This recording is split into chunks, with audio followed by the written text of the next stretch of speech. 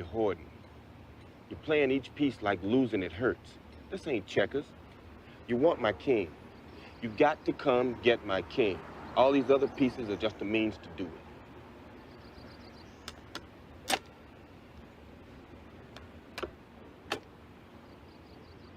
Every time you make a good run at me, I just threaten your queen and back you go. You're treating her like she's the last lady on earth. Your queen is just a pawn with a lot of fancy moves, nothing more. When you see you playing a man who feels naked without his lady, use her. Jump in there and take her. Tease her, threaten her, and he won't be able to think about his game anymore. That's when you make your real move. It's good. It's better. You like that horse, don't you? You like his crazy jumps all over the board. Think he's your friend. You hate to lose him almost as much as you hate to lose that lady. Well, he is your friend, boy. They all are. But you're gonna have to use him just like you use the other. If he falls by the wayside, well, that's just life's little game, ain't it? And until you come ready to play a game, you'll never beat her at it.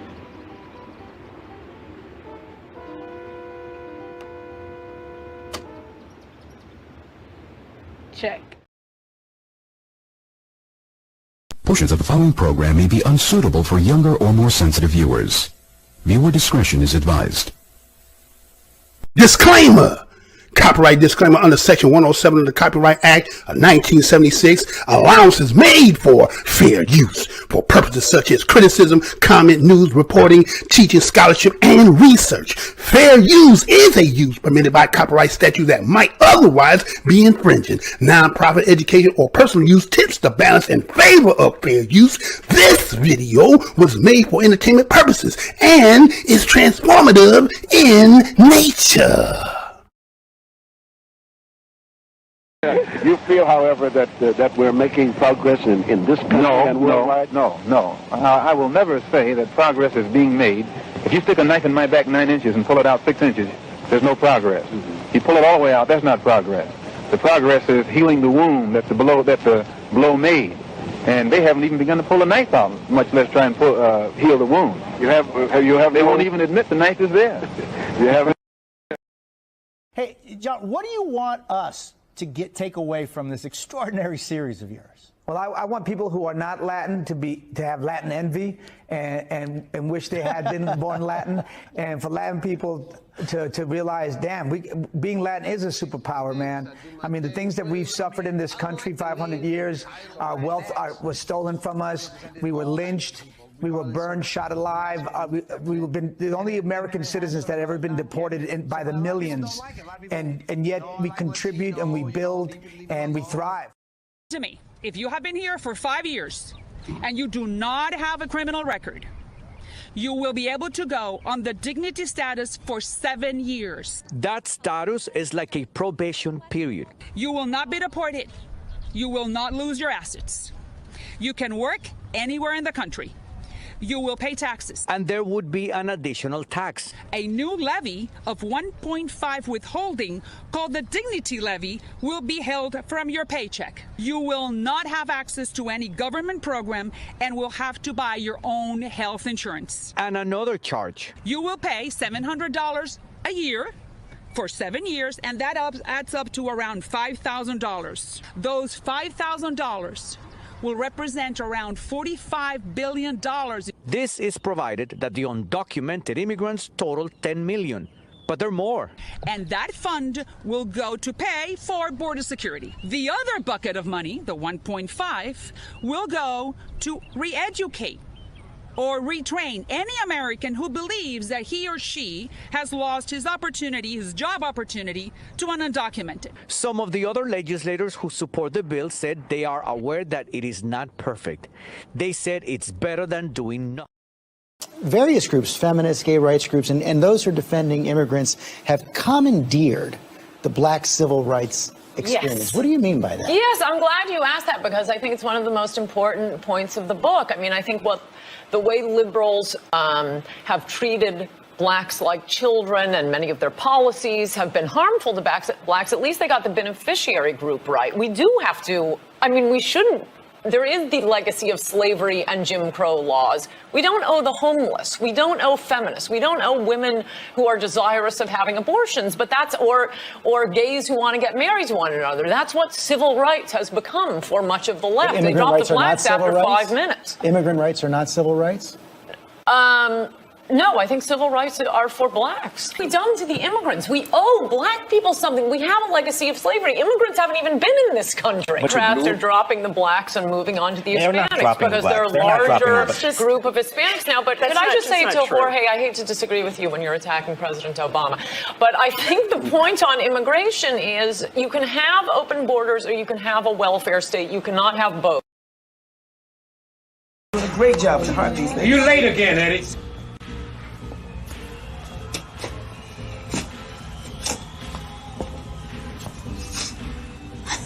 Trying to do. You ain't gonna do it. See, Big Red done pulled my coattail to you a long, long time ago. That's bullshit, Eddie. You talking crazy. Crazy like a mother fox.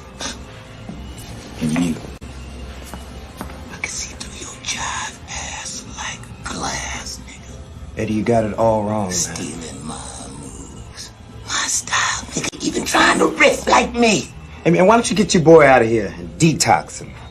You on my spot, Flash? Slum-dwelling, scum-sucking, slug-ass motherfucker. You on my spot, Flash? Huh? Well, you ain't gonna get it, cause you ain't got it. He's the kind of boy seems innocent, Boogie. Got everybody on the post thinking he's a strong black buck.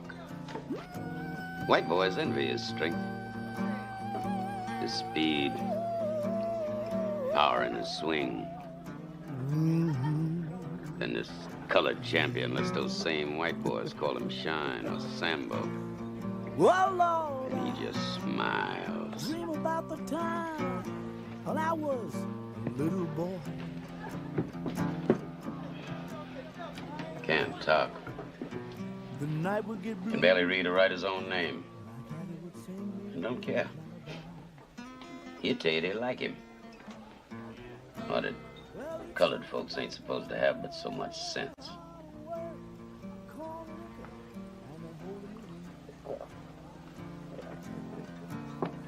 Yes, he would. You know the damage one ignorant Negro can do. We were in France in the First War. We'd won decorations. But the white boys had told all them French gals that we had tails. Then they found this ignorant colored soldier. Paid him to tie a tail to his ass and run around half naked making monkey sounds. They put him on a big round table in the Cafe Napoleon. Put a reed in his hand. Crown on his head, blanket on his shoulders, and made him eat bananas in front of all them Frenchies. Oh, the white boys danced that night. Passed out leaflets with that boy's picture on it. Called him Moonshine, king of the monkeys. And when we slit his throat, you know that fool asked us what he had done wrong.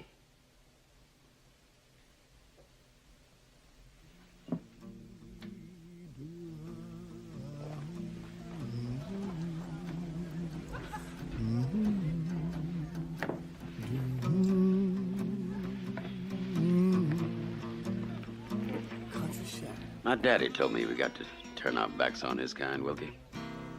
Close our ranks to the chitlins, the collard greens, the cornbread style. We are men, soldiers.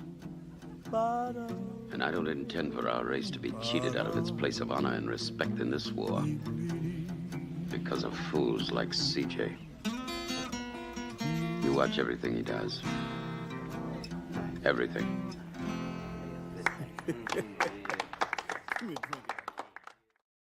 You said your people have been fighting for 400 years. Man, your peoples too. So I just want you to explain what you mean by that. You know what I'm talking about. Y'all all know what I'm talking about, man. Don't sit up here and try to bait and not know what I'm talking about. Y'all know what the I talk about when I say these things. Your people too. Explain it. Not everybody knows what you're talking about. Radio Raheem, I don't have to explain what's understood, man. You know what I mean by that. You know what I said by that. I ain't got to go further. And if anybody don't understand that, then God be with them. Go look up the history. Go look up the history. Don't everybody believe in Google? Go Google that. See what I'm talking about. You know what I'm talking about, man. You know what. I dare you to sit up there and say, explain. You know what I'm talking about, man. He's fighting people. You know we've been fighting 400 and still fighting to this day. To this day. To this day. You just sit here, you don't know. And since the American white man has used his control over the press to rewrite history or retell history, and since the white man can't dispute this truth, it's not hate to say that we were kidnapped and brought here, it's truth. It's not hate to say that we were Jim Crow, discriminated and segregated, it's truth. It's not hate to say that the Supreme Court, which is the highest court in this country, came up with a hypocritical desegregation decision 9 years ago, which they haven't enforced yet. That's not hate, that's truth. Remember, the enemy has only images and illusions, behind which he hides his true motives. Destroy the image, and you will break the enemy.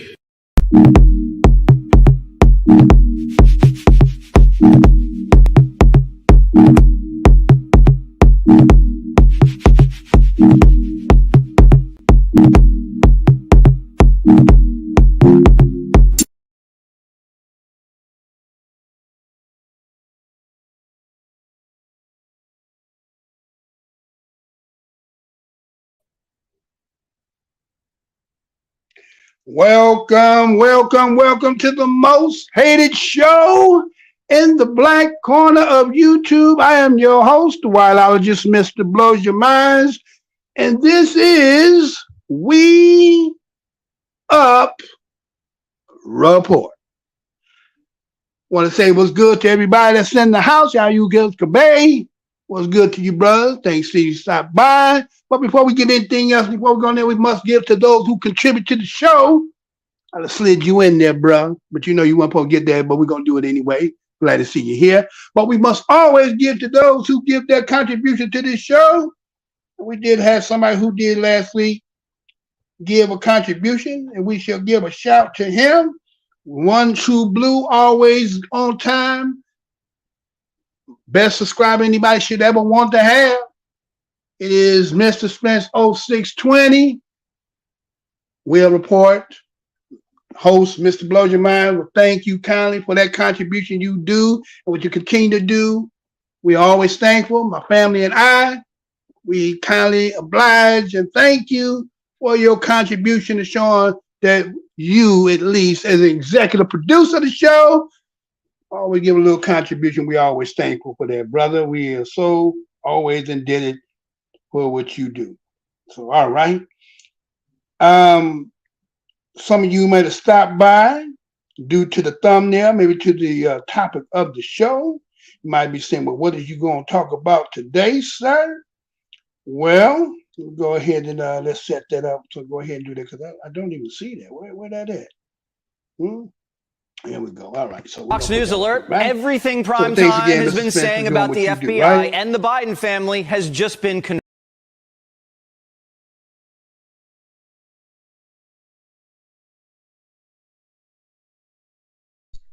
All right, so I see we got some things going here. Somebody in here tampering with stuff. So y'all gonna have to deal with somebody in here tampering with it. But again, today's show gonna be about Project Migrant Reserves. Let me say that one more again. Project Migrant Reserves. You might even say, well, okay, Project Migrant Reserves. What are you talking about, Mr. Blows Your Minds? Well, you know, there is a war going on. And last week, a lot of people either were taking sides. Many of us decided to stay out of it. We have no bet in the race. We have no horse in the race other than just being sympathetic and understanding to the things that are happening globally and the connection that sometimes those of us in the nations, and sometimes it could be religious and so forth. It could be bloodlines and so forth. So those who did it gave what they could, and others, we were just kind of spectators looking.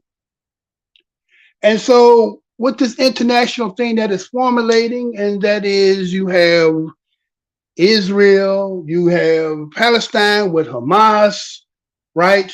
And then there are the allies that is a part of that. Let me say that one more again. And then there's the allies that's part of that, as people observing and seeing what's taking place. To talk about a two-state resolution, which is to sit down and have a meeting of the minds.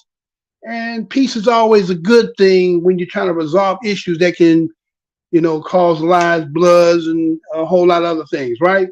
So what I want to talk about is, again, with this allyship. Sometimes you can be with your partners, whether it be male or female, and they get into it with somebody. And, sometimes, you have some partners or some lady friends, and they could be wrong. Now, I'm not saying what somebody wrong. I'm just saying under this situation, somebody could be wrong. And is it your job just to let your friend to go and do what they got to do and let that manifest itself and then talk with them afterwards? Or do you try to kind of negotiate them and say, maybe this ain't the best thing to happen for us right now. Maybe this is a better time where we all could work this out. Now, it just depends on what type of friend you are. Now, with that saying, that's your ally. You the ally with that individual that's going to get into it. Now, let's say you got partners with one of the person that was going to get involved with, but they not liking that the person you with is involved in something, which is now gaining other people to be involved in it. So now it's like the trickle down effect. Things are trickling down to another effect or something. So we as Black Americans, and again, all Americans in this country, but Black Americans in particular, again, like I said, we have no dog, no bet in this race or no fight. We are sympathetics to all atrocities. But we have to also be mindful that, what's happening over here and what effects that it have. And then there's some things I want to show you that has been happening. It's actually been a problem, but it's been kind of mum's the word. But tonight's show, I'm going to try to show you connecting a little of the dots, and maybe you'll see it from the perspective that what I'm talking about. But maybe you didn't know nothing about it. So that's where we're going to tread tonight to show you the project Migrant Reserves. Because when you say the word project, right? Let's go ahead. Let's break this down, because that's what we do over here, right? As WeUpReport, we do when we get in there, right? So when you say project, you're talking about an undertaking require concerted efforts. A project, which is an undertaking requiring concerted effort. Okay. A plan, proposal for accomplishing something. To thrust outward or forward, to throw forward, to send out into space, to cause, to appear on a surface by the controlled direction or light. Sometimes they say mathematics, they say to produce, right? To direct. In psychology, they say there's an externalized attribute unconsciously to someone or something else in order to avoid anxiety, to convey an impression or to an audience or to others, to form a plan or intention for, to calculate, estimate, predict. So something that I'm going to talk about has something to do with some of the things that you hear me articulate. Now, when we talk about a reserve, we're talking about something that is to keep back for future use for special purpose. Let me say that one more again. To keep back for future use for special purpose, to be set apart for a particular person or use. to keep or secure for oneself, something kept back or saved for future use, special purpose, amount of capital that is to be invested in order to meet probable demands. A fighting force kept uncommitted until strategic need arises. Let me say that one more again. A fighting force kept uncommitted until strategic need arises. Part of a country's armed force, not active duty, but subject to call in an emergency. All right, so that's what we gonna be dealing with. I got a comment here. We got Wee Boogie in the house. What's good to you, sir? Salute to you. Thank you for stopping by. The most hated show on the black corner of the internet. If you haven't hit that like, share, subscribe, do that for me. Because it seems like no matter how many times I come on, then y'all know that damn last week I didn't even break 100. Still getting to 20 likes. It's still stuck on 20. Still can barely get 100. You tell me how something open like 24 hours, 365 days. And I must be on the deadest end of a corner that no traffic come by. But we take it for what it is. We understand. So let me go ahead and get into this, right? Let me go ahead and show y'all something here, right? So that's what we're going to trade on tonight. Project Migrant Reserves, right? Again, remember what I said what project is. We know what the migrant is and the reserves, right? We got Aboriginal knowledge in the house. Was good to you, sir. Glad you stopped by. Welcome again to the most hated show in the black corner of the internet. This is your host, Mr. Blows Your Minds. Thank you for stopping by. Now, glad to see all y'all stopping by. I know, again, like I say, we got so much stuff happening. Again, we got to find what is the correlation here. So we're not going to worry about, again, the international aspect of it, but only the parts that deal with us. The things that we have to be mindful of. Because it's something that's happening. Now, my thing is, when I say reserve, we're going to get into that because I told you what reserve is in reference to. So let's start off the show with this here. I seen this the other day, and I thought it was very interesting because maybe it's something in it.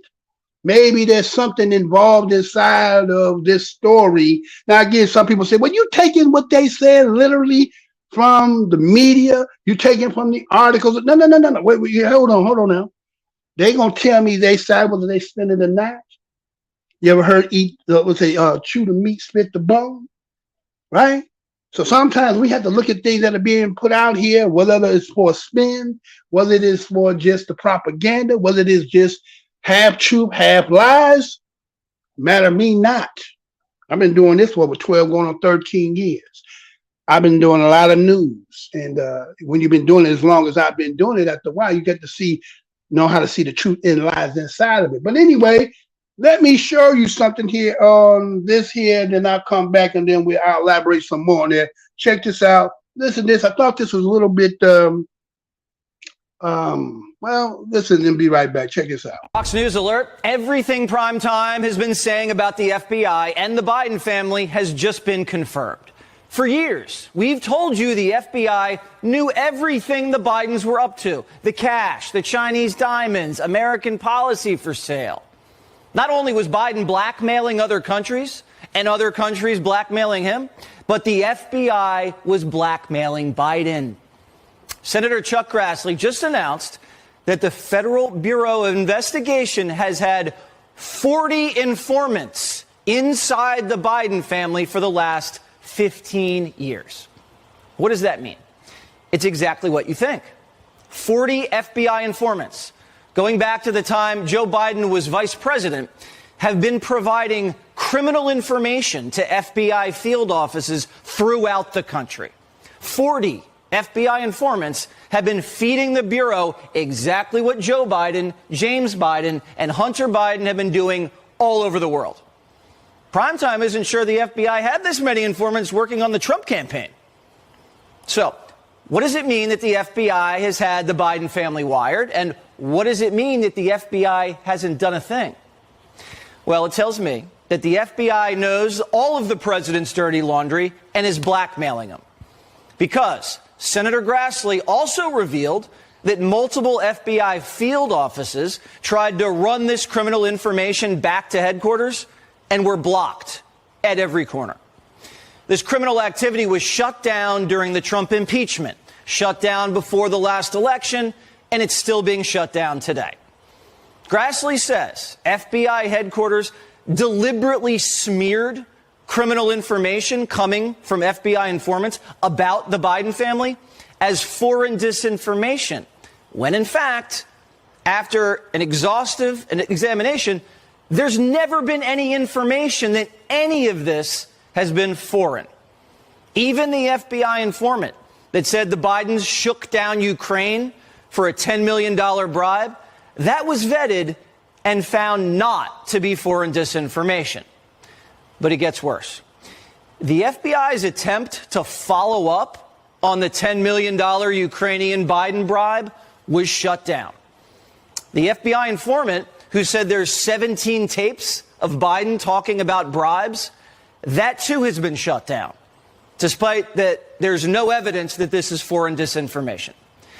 And while all of this is going on, the FBI has been actively planting information against Donald Trump, doctoring emails and disseminating fake dossiers. The FBI used Biden to get revenge on Trump. They got a dirty politician elected so they could defeat a politician who caught them trying to frame him and fired their director. And now we have a compromised president in the White House being protected by a rogue gang of sick agents. And the American people are the real victims of this stupid inside game. You're paying more for everything, the border's wide open, and crime is sky high. And we have 2 proxy wars that Biden can't manage. All because the FBI believes it's more powerful than democracy.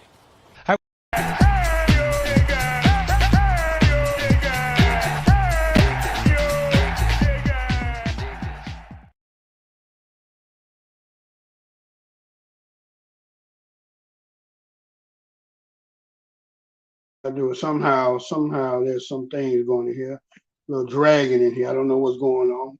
My system a little shoddy for right now, but we're gonna make it do what it do. So as you heard in that video clip there, they're talking about, they're saying that the office of the highest office in this land has been seen to be compromised, as he was saying, that there's some blackmailing going on, right? So yeah, that could never be good when you're being blackmailed, right? So that means that somebody is able to pull your coattail and have you pull strings and do things that is in best of their interest, right? So, you know, when you hear stuff like that, maybe it's okay, we just say, okay, that's that business over there, got nothing to do with us. But we can say that, right? I want to say, what's good, Turn Screw? We'll try to do as much as I can, you know what I'm saying, for what I can do to keep doing this. That's why, you know, when I put the little sign up there for y'all to help, that helps me to get through the week and so forth, because you got to know, as this system gets to where it is, people like me ain't going to have no place in it. So for what I try to do to young brothers and, you know, sisters that be here, for those who don't get nobody, he going to tell y'all nothing, well, you know, that's what we try to do over here. So I appreciate what your comment, Turn Screw. So, but the point I'm saying here is, okay, so now they're saying being infiltrated, right? Highest position in the land, as the corporation, running as the CEO, the president, chief of the military, so forth, and saying that this individual may, under the circumstance, say that 40 informants they done had on him, been surveillancing him since basically been a vice president. So that means it goes back to at least when President Barack Obama was in position, right? So it's been going that long, right?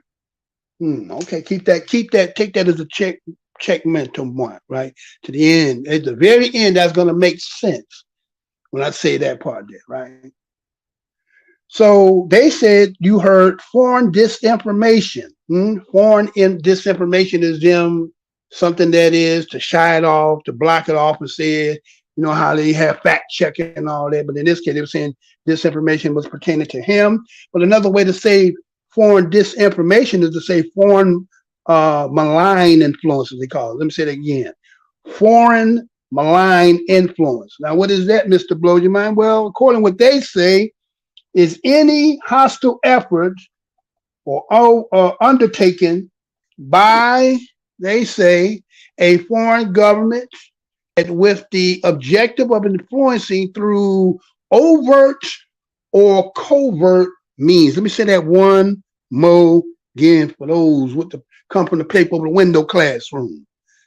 Foreign malign influence is anything hostile, efforts undertaken by or the direction of or on behalf of or with, they say, substantial support of a foreign government and with the objective of influence through overt and covert means. Okay? Okay, so this is the beginning where we starting at. This is what they're reporting. And I'm just giving the report just in case you didn't hear it, right? So there's something that has been going on, something they've been saying. They're saying there's some not good business happening that they've been investigating, and they had come to a determination of what they found. But then they say it has another angle to it. Well, say we get him so we can get at this other one here, and then we're gonna control you. Okay, that's what he just said, right? Now let's move, because now we go back. Remember when he won? Remember what the night that after he won, and then there was that secret video that came out, and then he said something like this. Let's see if we're gonna play it right. We might have some technical difficulties. Let's see what happens. This country is going to be minority white European. You hear me? Minority white European. And you guys are going to have to start working more with Hispanics, who make up a larger portion of the population than y'all do. Let's get something straight. You shouldn't be disappointed. What I've done so far is more than anybody else has done this far. Okay? Number one. Number two, I mean what I say when I say it. 20.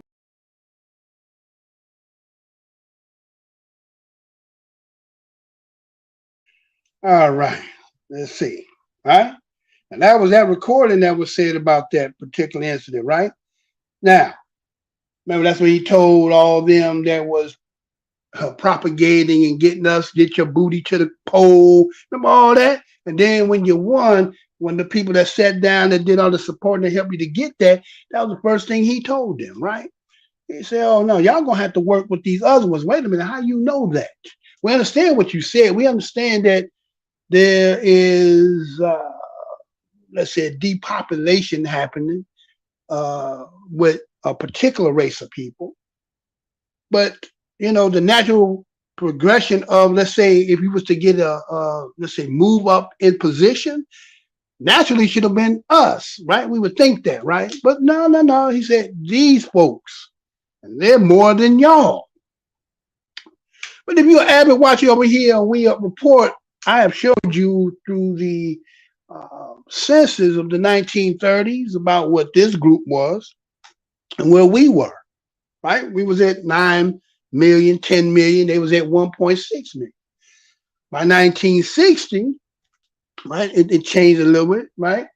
And then by the time we get to 1990, they done caught up and surpassed us. Now we know that, yes, you know, naturalists are having babies and so forth, but you ain't catching up with somebody of 10 million to your 1 million. You ain't gonna have that kind of baby. So we know there was an influx of people being brought in, right? And so when you look back in hindsight now and look at all these things, you have to say, okay, what was the plan then? Because he said they were, you know, becoming a race of people who are losing in numbers, and they were bringing them in because they get to, you know, qualify as white folks. So he was saying then relentless, unrelenting about immigration. People didn't understand that. But can you see it now? Can you see it now? And remember what Jesse Waters said in that report. He said that they go back to when he was vice president. Right? He went back to when he was vice president, this investigation of putting the 40 people on him, right? Now that he sits at the helm. Okay. So just keep that in mind, right? Keep that in mind, because let's say as we tread on down the road, is anything that's going to make any damn sense at the end, right? Maybe it's going to make some sense. Maybe it won't make no sense, right? Again, we put this up here, put that up there for me, sir, for those again, because we finna move it in. We go into some territories that most black people in the black corner of YouTube won't touch. Where we going, they don't touch. Everybody seems to be like very apprehensive. We ain't talking about over there. We talking about us right here. We have to be the watchers for ourselves. We have to see the moves that's on the chessboard and realize what's being done. We can pretend like we don't see it, or you can go ahead and acknowledge it. So let's go ahead. So I seen this. Okay, I got a little technical difficulties, but we're gonna get through it. I seen this here. Now listen to this conversation, what is about over there, and listen to the things that's being said by what she's saying on this first part. See this? Be right back. Check this out, y'all. For Israel is crucial, and that there should be no backing down until Hamas is eliminated. Joining us now, former U.S. ambassador to the UN, Nikki Haley, also former governor of South Carolina, and a 2024 presidential candidate that's right there with Governor DeSantis, either right there or getting past him. We're going for the big guy. What is it? If you want something done? If you want something said, ask a man. If you want something done, ask a woman. I know. I can't believe I bring that up. It seems like I'm undercutting myself in some way. No, or speaking the truth. Yeah, or speaking the truth. I can tie it all together in this way. We wanted to talk to you about the new speaker and the chaos in the House. The new speaker mentioned we need to get aid okayed for Israel, but left out Ukraine in that whole equation. And we've seen that President Biden wants to tie the two together. What's the right thing to do? You know, the one thing I'll say is America has to get this right. The world is on fire, and America has to get this right. The right thing to do is we were there for Ukraine because it's a pro-American, freedom-loving country that was invaded by a thug. And that thug has said that once he takes Ukraine, Poland and the Baltics are next. Those are NATO countries, and that's about war. We're about preventing war. So you've got Ukraine. Then you have Israel. And we see what's happening in the Middle East. We do both.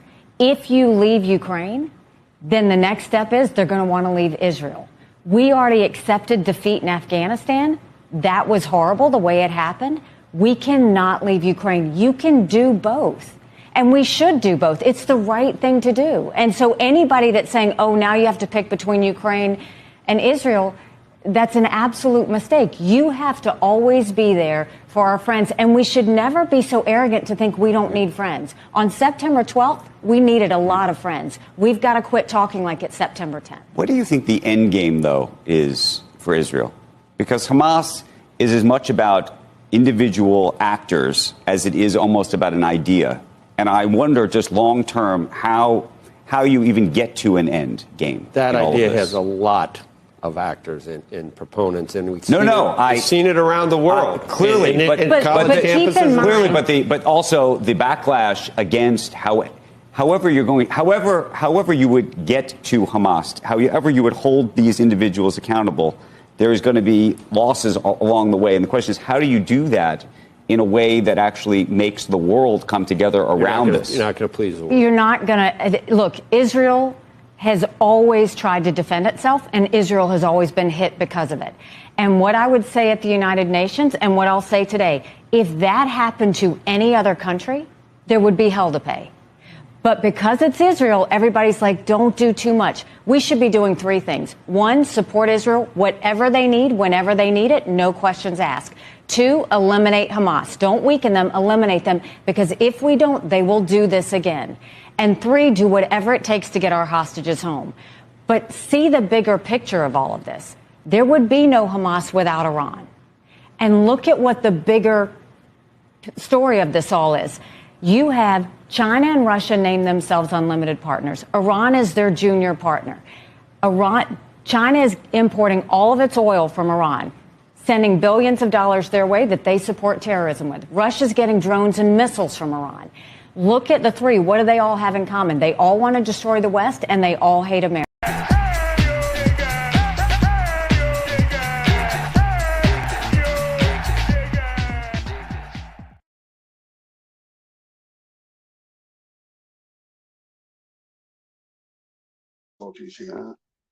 It seems like some stuff happening in the background. I'm not surprised. I'm not surprised some stuff happening in the background. That's what it is, right?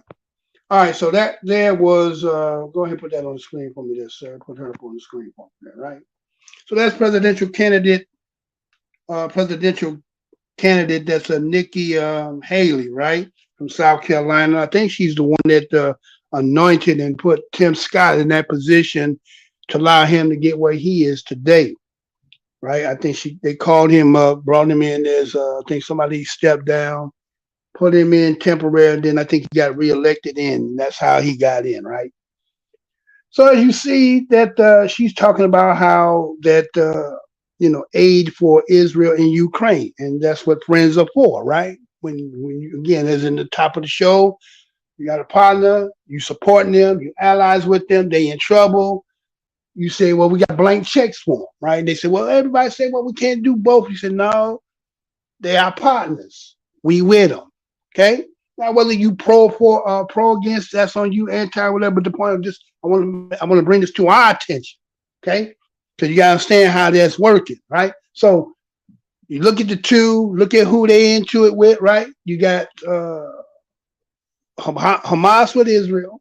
You got Russia with Ukraine, and these your partners, and they in a fight, right?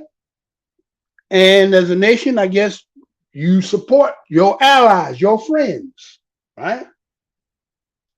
And blank check says whatever they need, they gonna get. We'll do both. So my man asked him, well, what's the end game? How do you make this at the end? Because a lot of things can go wrong. There's going to be a lot of losses because your allies and then they got their allies. And I'm going to talk about some of them allies and then I want to show you why it comes here, right? Talk about the actors. Now, the actors are going to be the allies, right? Those actors, the allies in it. The components that each of those allies have, right? Your enemy may not be their enemy, but then become enemy because you got a problem with them. It's like having a partner, y'all cool, but if you get into it with your family member, how far will the friendship where you won't have to get in confrontation with them? Is there anything that your homie, your ace boom, your day one could ever get you in a situation where it compromised, well, I can't stand with you based on certain situations? We all may have been in a situation or we observed the scene that we said, and it's kind of like, I'm not saying that's what this is, but I'm just giving you an analogy to it, right? How things go. And so what I'm saying is you could be cool with somebody on one other side and be partners with another, and then they got somebody who you not cool with, but they cool with the other person you with. A lot of times we have associations like that. We cool with somebody, but there's another partner we got that don't fuck with that one because you fucking, and when you fuck with that one, we don't fuck with you. When you ain't with them, then we cool. So it's kind of one of these little situations right here as you're going to see in that second part, because there's going to be some stuff I'm going to show you as who they talked about. And then it says, there's no questions asked about what they need. We're going to help them. And says, well, technically, based on the situation that happened on October 7th, they said there really ain't no compromise. That's, they speaking in between. I'm trying to help you. I'm giving you the I'm giving you the inside for those who don't understand. She's giving you the inside. Well, it's elimination. You know what elimination is, right? To eliminate, right? So she tells you some of the ties that's in this, that's battling, right? She talks about, we heard China, we heard Russia, and we heard Iran. Let me say that one more again. The ties, she's saying, are part of these allies. China, Russia, Iran. And then she gave a conclusion as to how they look at it and what their end game is, right? That's what she's saying. She's saying that the end game for them is to destroy the West and all that, right? Okay, so that's their stand. She say they stand on. Now, when you say these groups, she said the reason why they tied in because they're business partners with Iran. Iran is cool with the one you got a problem with in Israel, right? Right? And so what other connections are tied into that? I'm going to show you as we move forward, right? I'm going to show you some things here. So listen to this next part here. Again, this is something that we in the black corner, we don't do. A lot of times there's some people, especially most people, they're scared they ain't going to say nothing outrightly. Because again, we're not talking about that. We're talking about what's dealing with us. Okay? I'm going to show you how this is dealing with us. I'm going to show you how that over there, right? Possibly, as you read in my description there, says hypotheticalizing the facts. Hypotheticalizing the facts, right? Now listen to this second part real quick, because I want to show you this because somebody need to do this. So I designated myself. So let me play this part, and then we're gonna move even further in. We'll get you to where we need to be. Check this out. Listen to her, what she say. Be right back. Economist, the latest edition, has this question, wondering if we will be stretched too thin to fight a potential three-pronged war, the two that exist right now, and add China to the mix. What happens? Is there a way to do this without creating World War III? Yes, there's a way to do this. And first of all, you look at Ukraine and Israel. If we just dealt with those two, that's only 20% of what Biden's green subsidy bill did. But if we deal with what's happening with Hamas, and you brought up Iran, does that mean we deal with Iran too? And how do you not start World War III without doing that? If you eliminate Hamas, you're sending Iran a message. Right now, look at how Iran is acting. They're trying to, Qatar, the fact that they've negotiated hostages, we've had 4 prayers answered. We've got 210 prayers to go. But why are they doing this? They're trying to avoid Iran being embarrassed by Israel going and taking out Hamas. They're sending strikes from Hezbollah. They're sending strikes from But that's the Houthis. question. I mean, I agree with you. Israel should be able to defend itself. I just wonder how we do this without... You think Iran will step down if Hamas is eliminated in Gaza? You do it with strength. First of all, we don't know what Iran is going to do, but we don't run from fear. What we do is we eliminate Hamas. Don't forget that they rounded up those children, tied their hands behind their back, and burned them alive. Are we going after Hamas leadership in Qatar? Right? I mean, are we really doing this? We should. Okay, but I'm just saying, like, that's when people say they want to go after Hamas, then the true domino effect is real. So you have to go into Qatar, a country that says that they're our friend, and you'd have to do things that would be very, very complicated. I'm not saying you don't do them. I'm just saying all of a sudden it gets... No, that's exactly what we did with ISIS. Do you think we didn't go take out the heads of ISIS? We did that wherever they were. We don't go to one region. We go and take out the people who were doing this. It's the reason we took out Soleimani. You go and take out anyone who wants to destroy America or destroy our friends. And we have to start getting this conversation right. I look at what's happening on college campuses, and thank goodness for the donors pulling their money or people leaving boards. But what are all of them saying on college campuses? First, there should be freedom of speech, but you don't get freedom of hate. And what we're seeing now is they're talking about occupation. Is there occupation in Gaza? There's absolutely occupation in Gaza by Hamas. It's funny because there's not an Israeli or a Jewish person in Gaza. Governor, some of the same people that are saying you don't get to have freedom of hate, you're allowed to have freedom of speech. Now they're saying you need to have freedom of hate. Some of the same people that didn't, that would apply that rule in one setting are now saying, do you think we should be doxing students and their lives can be affected in the future if they show up at a... I tell my children now, everything you put on social media and everything you say is going to dictate who hires you and whether you get a job. Bill Ackman won't hire someone that he sees at a rally or... I wouldn't hire someone that's celebrating Hamas.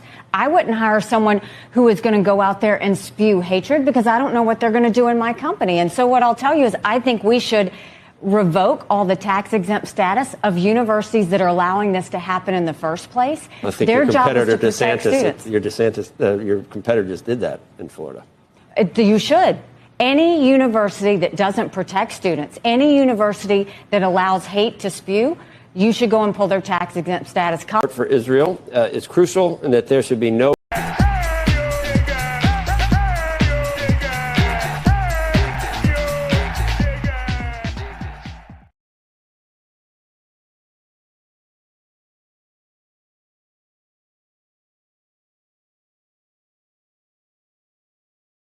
Barely moving. This mug is really kind of got me on straight lockdown, right? All right, so I think we good, right? Got a comment here from Turn Screw. No nukes, no respect. Let me put that up on the screen for you, right? That's what Turn Screw say. No nukes, no respect. Okay. Well, let's see. Now, she said, as you heard the woman that was having a conversation with Nikki there, she was saying, you know, this is a three-pronged war, right? Three-pronged. It's not just you and that person. There's other facets to this, not just the person in front of you. And as you heard, really, they basically said Hamas equals Iran, right? Hamas equals Iran. And you heard her talk about how that when the attacks came that was aimed at Israel came from, did you hear Hezbollah? Did you hear them say that? Hezbollah. Take that as a checkpoint now. Hezbollah, right? So they said about Hezbollah doing what it did, and Hezbollah is tied with Lebanon, okay? And then he said Qatar, right? And said Qatar is their friend, right? But Qatar, about last month, came at the UN and it said, and it had said this. And this is what they remember. He just said that he believed that they friend. So let's take turn down. Take time so everybody said right. So he said they said right. Qatar Emirate, the ally, Hamas ally claims Israeli allies granted free license to kill. Now that's probably your friend. That's your partner, right? That he said. Now I'm not saying that all of them in politics agree, but that was the perspective that the young man that was sitting there talking with him said. He believed, he thought that they was their friend. But if you take those words there, don't look like their friend, because why? They tied to the other cast. See, these other prongs, right? You have Hamas is tied in with Iran and them was tied in with Qatar and them, they all tied in with Hezbollah. And we say, okay, what does all this got to do with us, Mr. Blows Your Mind? Well, let me show y'all something. Let me show you something here, right?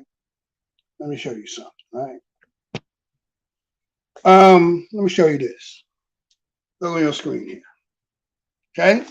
Now again, we not here about Israel and Hamas or Palestine. We talking about here. We talking about dealing with us here, right? See on your screen, it says the Maduro Hezbollah nexus, how Iran-backed networks propped up Venezuela's regime. Let me say that one more again. The Maduro Hezbollah nexus, how Iran-backed network propped up the Venezuelan regime. Huh? Oh, now are you seeing where I'm going with this? Do you know where I'm going? Do you know where I'm going? Do you know where I'm going? Do you know where I'm going? Huh? See, watches on the wall, right? You got to be a watch on the wall. And if you appreciate the watch on the wall, you know there's ways you got to help, because you know, let's put it this way, it's possible, right? Again, somebody could take this and make it spin it the wrong way and say I'm doing something else, but you know, right? So let me show you what they were talking about in this. They talk about how Hezbollah in Venezuela, right? The potential, they say, terrorist threats. How Lebanese terrorists help to turn, they say, Venezuela into a hub. Called convergence of transnational organized crimes into international terrorism. Now, wait a minute, they're talking about Venezuela, right? Venezuela. They're talking how they're a crime terror network facilitated in Iran's cooperation with the Maduro regime. Now, where did they go? There goes Iran in that conversation, just like the Iran was in the conversation what you heard with Nikki and them talking about, right? Venezuela in there. But you didn't hear Venezuela, right? You hear Hezbollah, but you didn't hear about Venezuela. Okay? And they talking about how these illicit financial networks. So they saying there's some nefariousness going on with these, connections and things that's been happening. Lebanese and other, they say Arab communities in Latin America. Okay? Right? They saying that these other organizations outside who right now they got issues with one partner over there that's got a problem that they said, the other said, we got to eliminate who they cool with, and that connection goes to Venezuela. They talk about how that these illicit tactics that they talk about Nicolas Maduro, he uses to hold on to power. Now that's their perspective of what's happening from what they're talking about. They're talking about how these illicit networks that prop up what they say the Maduro regime. That's Venezuela they're talking about, right? Armed groups that control vast, let's say, territories, establish parallel state structures that conjoin the Maduro regime to, they say, international terrorism. Okay.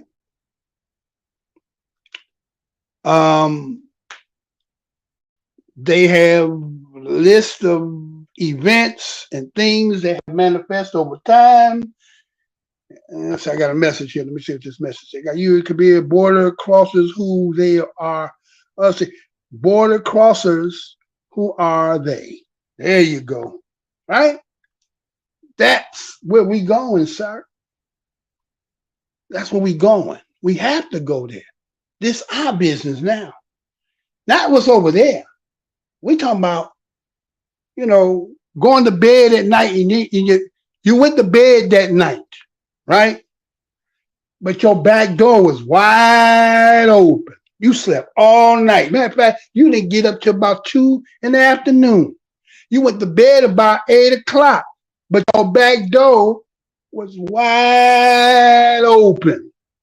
You woke up in the morning, you went up and got up and ran out, went to the gym or whatever. You didn't even check. When you came back later on that day, you come back, damn, my back door been, when my back door been open? How long it's been open? Huh? Don't know, right? Oh, okay. So now you see there's a connection that's going to formulate here, is what I want y'all to see, right? I want you to see that. This ain't my words, okay? This ain't my words. This is what's happening. You understand? This is what's happening out here. Okay? Let me do this one more again, right? Because like I said, man, you may not see me again. You may not see this show again. You know what I'm saying? They may say, no, man, no, well, not what you doing. Not what you doing. You know what I mean? Just understand that, man. I'm most here showing the black corner that you do. There's a reason for that. Right? Anyway. So, all right, so we see that there's some connections that's tying in to some of the things that they're talking about internationally going over there into the Levant area, right? That somehow is coming in our back door. Because as Kabir say, there's a question mark there, right? But I'm going to show you something and let them, again, this ain't me. I'm going to let the reports tell you. I ain't got this. I'm just kind of just showing you what's out there. Now check this out. This came out, right? And listen what they talking about, and look at what they talking about. Be right back. Check this out. Y'all ready? Okay, here we go. About to get a lot worse. So right now, the largest migrant caravan in over a year is marching right towards the United States. It is said to be up to 7,000 people strong. One of the organizers of the caravan is speaking out, and he says President Biden should have seen it coming. Joe Biden administration has lost the ball, has lost the power, and America has not been paying attention to what's happening. Every country has been just providing the rights, charging them $20, $30, or $40, and then just pushing them in, all the way to the Mexican border. Where's the American intelligence? Don't they know that all the countries are conspiring against the United States to make sure they have this crisis? I'm confused. He's the organizer. Yeah. Okay. All right. So this happening as Homeland Security Secretary Mayorkas refuses to say how many illegal immigrants have been released into the country. How many people has this administration let into the country? Let me say at the outset that our job would be a lot easier if the broken immigration system was No, fixed. Mr. Secretary, I want a number. How many people have you let into this country? I should also okay, comment. I'll give you the number. It's about 6 million. About 1.7 million as known gotaways. Where are all these people residing? Where did the 6 million people go? Senator, you speak of encounters, and let me share would you with answer my questions? Where did these 6 million people go? Are you keeping track of them? When an individual is indeed released, they are released into immigration enforcement proceedings. Kellyanne, a border crisis and disaster of this magnitude would be the biggest problem for any administration, but for the Biden administration, it's like the fourth biggest crisis that are on their plates right now. And this is true chaos and crisis, not just in a tweet or in the press briefing room. This is real.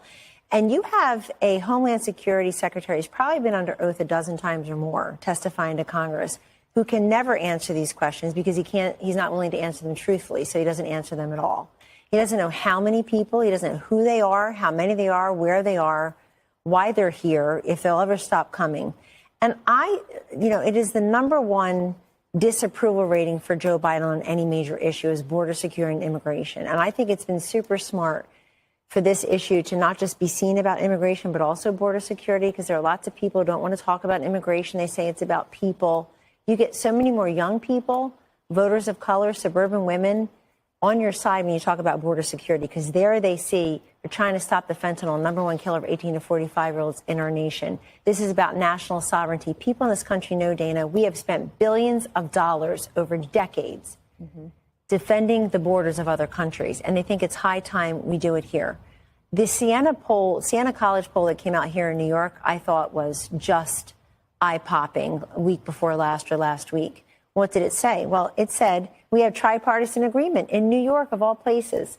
A majority of Democrats, a majority of Republicans, a majority of independents all say that, quote, the migrants in New York is a serious problem, 8 in 10 overall. Downstate, upstate, male, female, Catholics, majority of Jewish people in New York, everybody agrees this is a problem. And they say they agree with Eric Adams that is going to, quote, destroy New York City. Now, that's in New York, where Joe Biden's under 50% against Donald Trump, a state he won massively.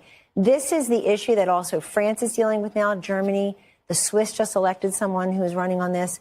So it's everywhere. And I think if you're losing people in New York who are living with it every single day, it tells you something about the rest of the nation. Well, Harold, to that point, the 9 million. So the cost of Biden's border crossings, not just 9 million. So New York spending $2 billion. Chicago has put $150 million aside. Denver, $24 million aside. And then Joe Borelli, who's on the city council here in New York, he said, we are spending more per migrant per year to live in New York City than we pay New York City employees who have to live in New York City. It feels untenable, but are they doing anything about it? Not enough. I think Senator Johnson, whom I don't agree with all of the time, he was right to ask that question of the secretary. This is a national security challenge. It has been from the outset and only proliferates as one in light of some of the things that Kellyanne has laid out and we have eloquently talked about on this show for a long time. As we talk about polling, when you look, there are 3 or 4 things that confound me in politics and polling today. One is If you poll most Americans and parents, and I am one, you say, do you want to regulate big tech companies to help them not offer these dangerous algorithms to kids and make young girls and young boys do things they shouldn't? 90%, 9-1. You ask people, should we fight crime and end this cashless bill? 8-1. People say we should absolutely do it because it's going to help us hold more people accountable. If you ask us what we should do with guns, 8-1. People want to make sure some people can't have guns who are mentally unfit to have them. In this issue here, to your point, Kellyanne, there is no doubt it cuts across. We sometimes talk about race too much. I'm an American. I happen to be black. I want my border secure. I want crime fought aggressively. I want people held accountable. I want people to be treated fairly at the border. But at the same time, you shouldn't be able to come to the border and say, things are bad at home, let me in. These are things that should just be done. And I hope that Republicans and Democrats alike, and I would agree, my party has more responsibility at this moment because the president of the United States is a Democrat.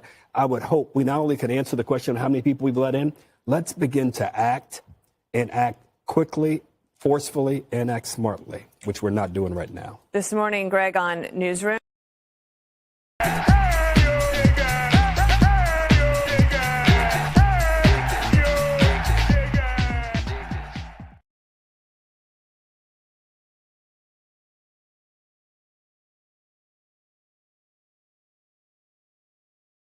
It's really dragging in here, right? All right, so we back, right? So that was it again. Not because, okay, there's some people who say, man, that's that Fox News. I get all that, man. I understand the spin game, the flip game. I understand the slant and all that. But, excuse me. But we know that, again, some of the things that we have been covering here on WeUpReport, especially when it comes to the migrant crisis that's in New York and Chicago, and we definitely going to talk about Chicago again tonight. We can act as if, like, you can try to use, that, okay, the Republicans are using this situation against it. Okay, it don't really matter who's been in, right? We know when Trump was in, what he was trying to do. We know that when Joe Biden got in, and again, going back to 2001, I did the video called The Invasion back then, and you let them hear them tell you how they got the call for everybody to come up and so forth. Okay, but now, as these connections are coming to some kind of a fruition, it made raise your antenna a little bit, right? It made like, okay, what's really going on here, right? Is there something happening here? And it's something that we need to be looking at. So here's somebody, they're talking about a caravan of 7,000, as they showed you again. I don't know if that's propaganda old or not. I don't know if this is true or not, but this is what is being reported, right?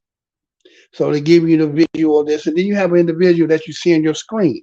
Now, this individual here is saying that he regularly said, wait a minute. He said, somebody ain't paying attention. He said that every one of these little countries here, they got a vested interest because what they're doing is they're getting about $30, $40 per person and allowing them to come right on through, right? You heard him say it with your own ears, right? Push them right on through, right? Right all the way to the border, right? Even he said, where's the intelligence? Don't they know? Now, did you hear him say, don't they know all these countries are conspiring against the United States to make sure that they have this crisis? Let me say that one more again. Now, he could be an actor. He could be right. He could be reading script, right? Okay.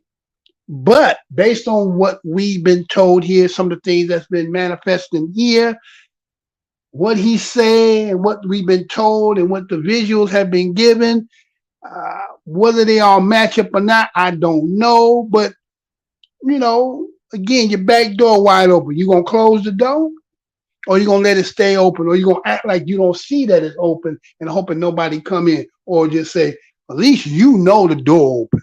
See, one thing, you might get sleep knowing the door open, but to get caught with your door open and you never knew it was open, that's like saying getting caught with your pants down. So here's a person who was an organizer in it, seemed to know that there's a problem. And they said that, as I said again, don't they know they're all conspiring against the United States to make sure they have this crisis? Who is he talking about? Who is they? What is he talking about? Is he talking in code, or was he just, talking off the top of his head and not really knowing what he was talking about? Okay. So then they showed you the Senate hearing that they had. All right. Let me show you this here. All right. Let me show you this. All right. So as you see on your screen, that's come up on your screen there, we're talking about Mayorkas admits 600,000 immigrants entered U.S. illegally and got away this year. Let me say that one more again. Mayorkas admits 600,000 immigrants entered the United States illegally and got away this year. Now, what you heard in the clip of the Senate hearing, you heard the individual that was talking to Mayorkas. He said 6 million. Did you not hear him say that? He said 6. How many did you let in? How many? What's the number? And he will say, so he said 6 million. Remember he said that? 6 million, right? Now, the way they wording that, if you read on your screen, what's making distinction of the 6 million he talked about and make it specific about something else? This year. They said this year. Now, all years combined, where he got the 6 million, right? He talking about 600,000 just this year alone. Okay. So let's look at this. Let me tell you what they was talking about. So it said the Border Patrol was unable to, they say, arrest more than 600,000 immigrants who illegally entered the United States over the past year. They said there was an additional 2 million people were unable to apprehend and arrest. Let me say that one more again. Let me say this one more again. Border Patrol, who observed and was unable to arrest more than 600,000 immigrants who illegally entered the United States over the past year, in addition to the 2 million people that were unable to apprehend and arrest. They said this was confirmed by the Biden administration, but nobody specific. Now, who you seen on your screen was Alejandro Mayorkas, who's the Department of Homeland Security Secretary, who was testifying before the Senate, what they call that hundreds of thousands of immigrants who are coming from Mexico and Canada for the fiscal year of 2023. So a lot of them got away without being, they say, encountered, screened, or vetted. Let me say that one more again. According to what they say, they said that the Senate hearing was about the hundreds of thousands of immigrants who illegally crossed the border between Mexico and Canada for the fiscal year 2023, got away without being encountered, screened, or vetted. It's a lot of people, right? Now, again, is it just report? Is this just numbers? Is that what it is? Maybe just on paper. It's a paper tiger, they call it, right? It's just on paper. They ain't seen no people, right? We ain't seen them kind of people, right? Okay. They said that number is over 600,000. This is what that Mayorkas had told. And the person who he was having a conversation with, that is Roger Marshall. He's a senator, right? Republican. Now, again, some people say, well, maybe this has something to do with politics. They're able to use this because of the border and use this against them. Okay, it could be some of that. It could be all the above, right? It can be that as well. But it also, the fact is it a fact? Is it true that somebody is coming in with these numbers like they say? So this hearing that they had was called the Senate Homeland Security and Government Affairs Committee hearing. And again, it was about the U.S. Border Patrol agents. They said the cameras that they had observed at the border. And so whoever was the one that was tracking this, they said there were 600,000 unidentified people who slipped into the country.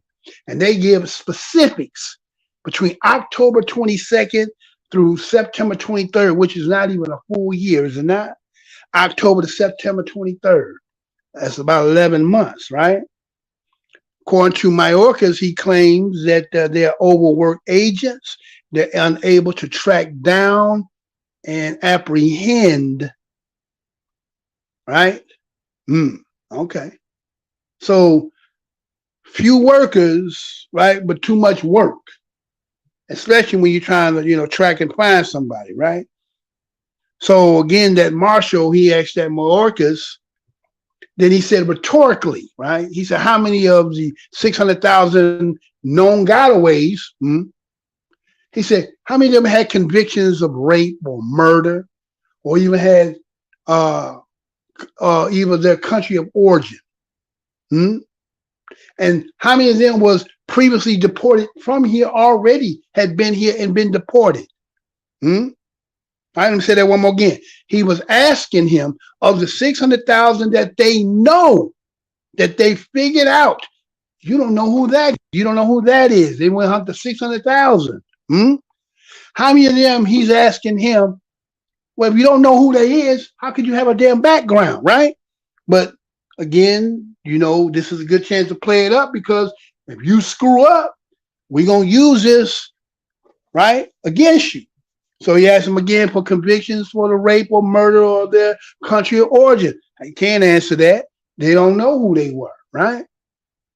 So his defense was that the DHS handling of the border, he said, it was experiencing unprecedented numbers of displaced people across the Western Hemisphere. Country border crisis. He said that, well, this is a broken immigration system that Congress has not addressed. So it's a broken immigration system. And he said, well, Congress haven't addressed it. You're putting it on me. I'm undermanned. Now we can say, this is just talk. Oh man, this is that Fox News. This is it. Okay, we can say that. Remember what we started off at. And I got to show you the possibility of maybe there's some connection somewhere. Maybe. Remember, we're doing hypotheticalizing the facts here, right? So illegal immigrants who meet certain criteria. Now he said, again, the marshal asked him that. He says, if any of the 600,000 getaways or gotaways pose a risk to America. Now, according to him, the one that's the Mayorkas who's the head secretary of DHS, the illegal immigrants who meet certain criteria, which he means under that terrorism affiliation, espionage, and he says selected aggravated felons, would be arrested and face deportation under guidelines rolled out under the Biden administration. But he said they're limited in which of them would actually could face deportation. So that even if they caught a lot of them, some of them still can't get deported based on the criteria that is set out by the administration. So even though, right, they may not be. Okay, so we gonna get there, because I got to show y'all this, right? So he said the defining issue in this next election, this is going to be the issue that you're going to hear a lot of this. This is going to be the defining issue about border. And just like they said in that clip, they said a lot of people don't like to talk about immigrant because they said it's kind of like you going against the people. Again, we Black American, Tata, Indigenous, Niji, Moors, Aboriginals, all the above in brother terms. Some of us we still identify as Black Americans. I know a lot of people have a problem with saying we're Black, but it is what it is, right? This situation here and the things that's manifesting on this is what we have to pay attention to. Everything else, because if you live in Chicago, if you live in New York, these things here are having their effects on our people. We see so many. We Boogie says, let's see, we got hold on real quick. Say We Boogie says, U.S. occupation is over. That's why he is sabotaging America. Let me say that one more again by We Boogie. U.S. occupation is over. That's why he is sabotaging America. Okay. Also, too, We Boogie, remember at the beginning, remember what Jesse said about what they say, blackmailing? That, you know, you got enough dirt, somebody needs you to do something, hold your feet to the fire. Could it have anything to do with it? We don't know. But we know we have to be, watchers for ourselves. I think is it We Boogie? Are you out? You out in Cali, right? I think We Boogie in Cali, right? I think We Boogie in Cali, right? So, you see what done happened, what's happening over there where you at, right? That is kind of slowly moving its way. Really, California, the biggest in the land. Then there's New York, and then there's Chicago. Those 1, 2, and 3, right? Okay, now y'all stay tuned because I'm going to show you some stuff, right? Now, also what was said in here, they were talking about also that you heard him inquire about the countries of origins. He said about 169 known suspects who were considered, they say, as terrorists, who were Border Patrol agents arrested at the U.S.-Mexican border in 2003. That's what he said, right? They arrested them, right? 169.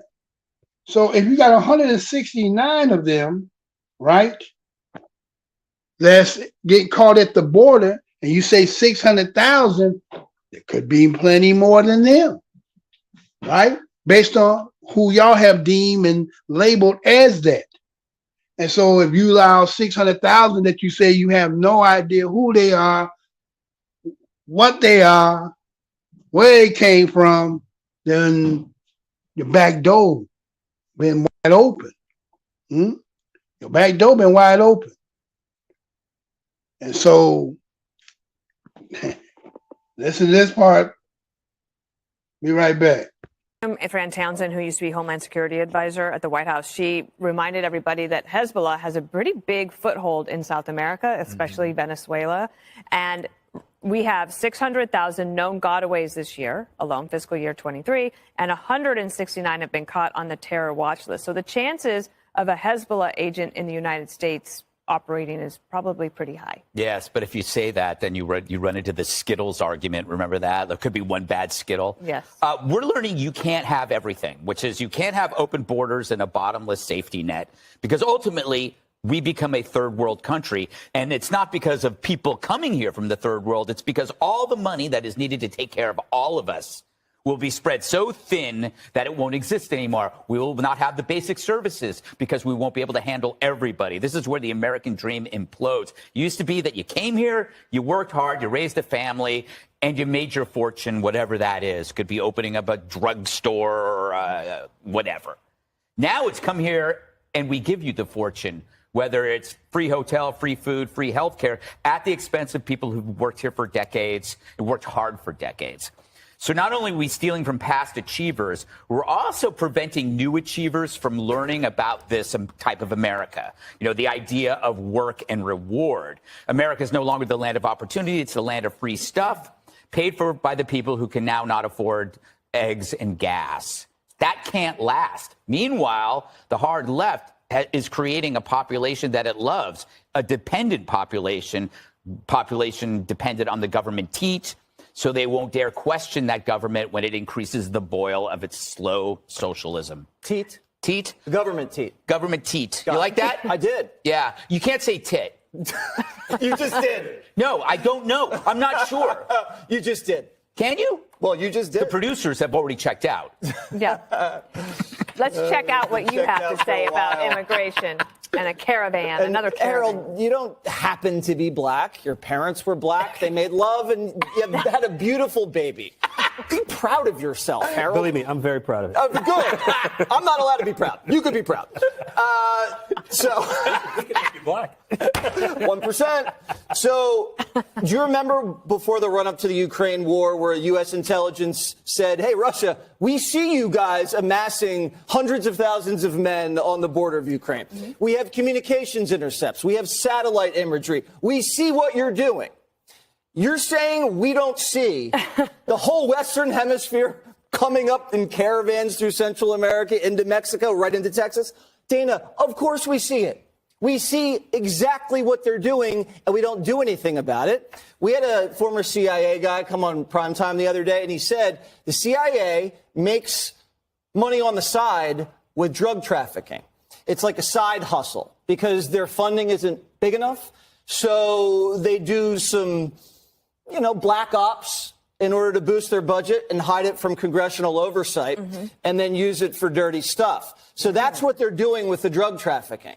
And one of many reasons Donald Trump was defeated was because the CIA had it with this guy because he was threatening the cash flow, that and the China tariffs, among many other things. So when you threaten the donor money and you threaten the Democrat voters and you threaten the CIA cash flow, it's a problem. Joe Biden is such an agreeable empty suit. He's just letting it all happen. Wait, you're saying the CIA is funding itself by the drug trade? Yeah, they take a cut. That's what the former CIA guy told me. Those black guys may not want you after that.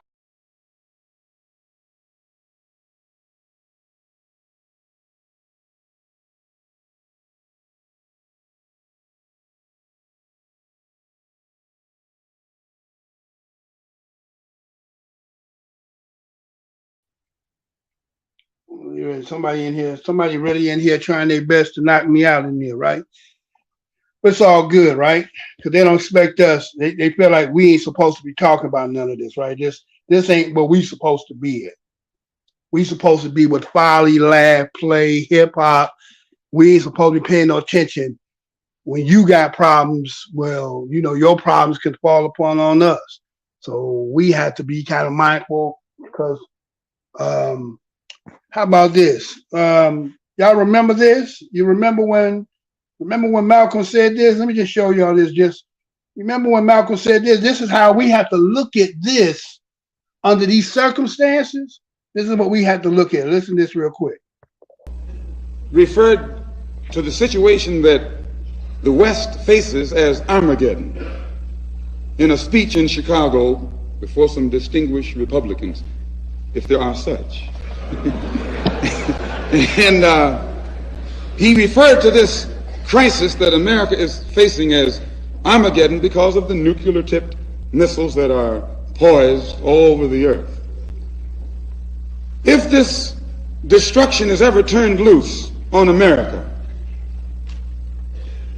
the Negro has no fallout shelters, and white people who have them, you won't even let Negroes in white neighborhoods during peacetime. How will he get in your fallout shelter during wartime? You haven't yet desegregated New Rochelle.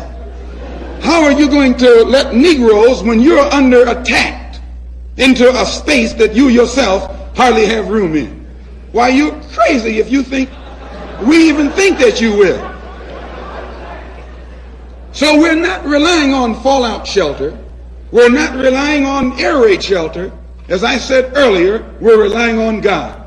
When God destroyed Sodom and Gomorrah with fire, and brimstone, the Honorable Elijah Muhammad teaches us that that's only a symbolic story designed to paint a prophetic picture of what America is faced with today. Because of the immorality and indecency and corruption that exists in all levels of American society, God has doomed America for destruction. Refer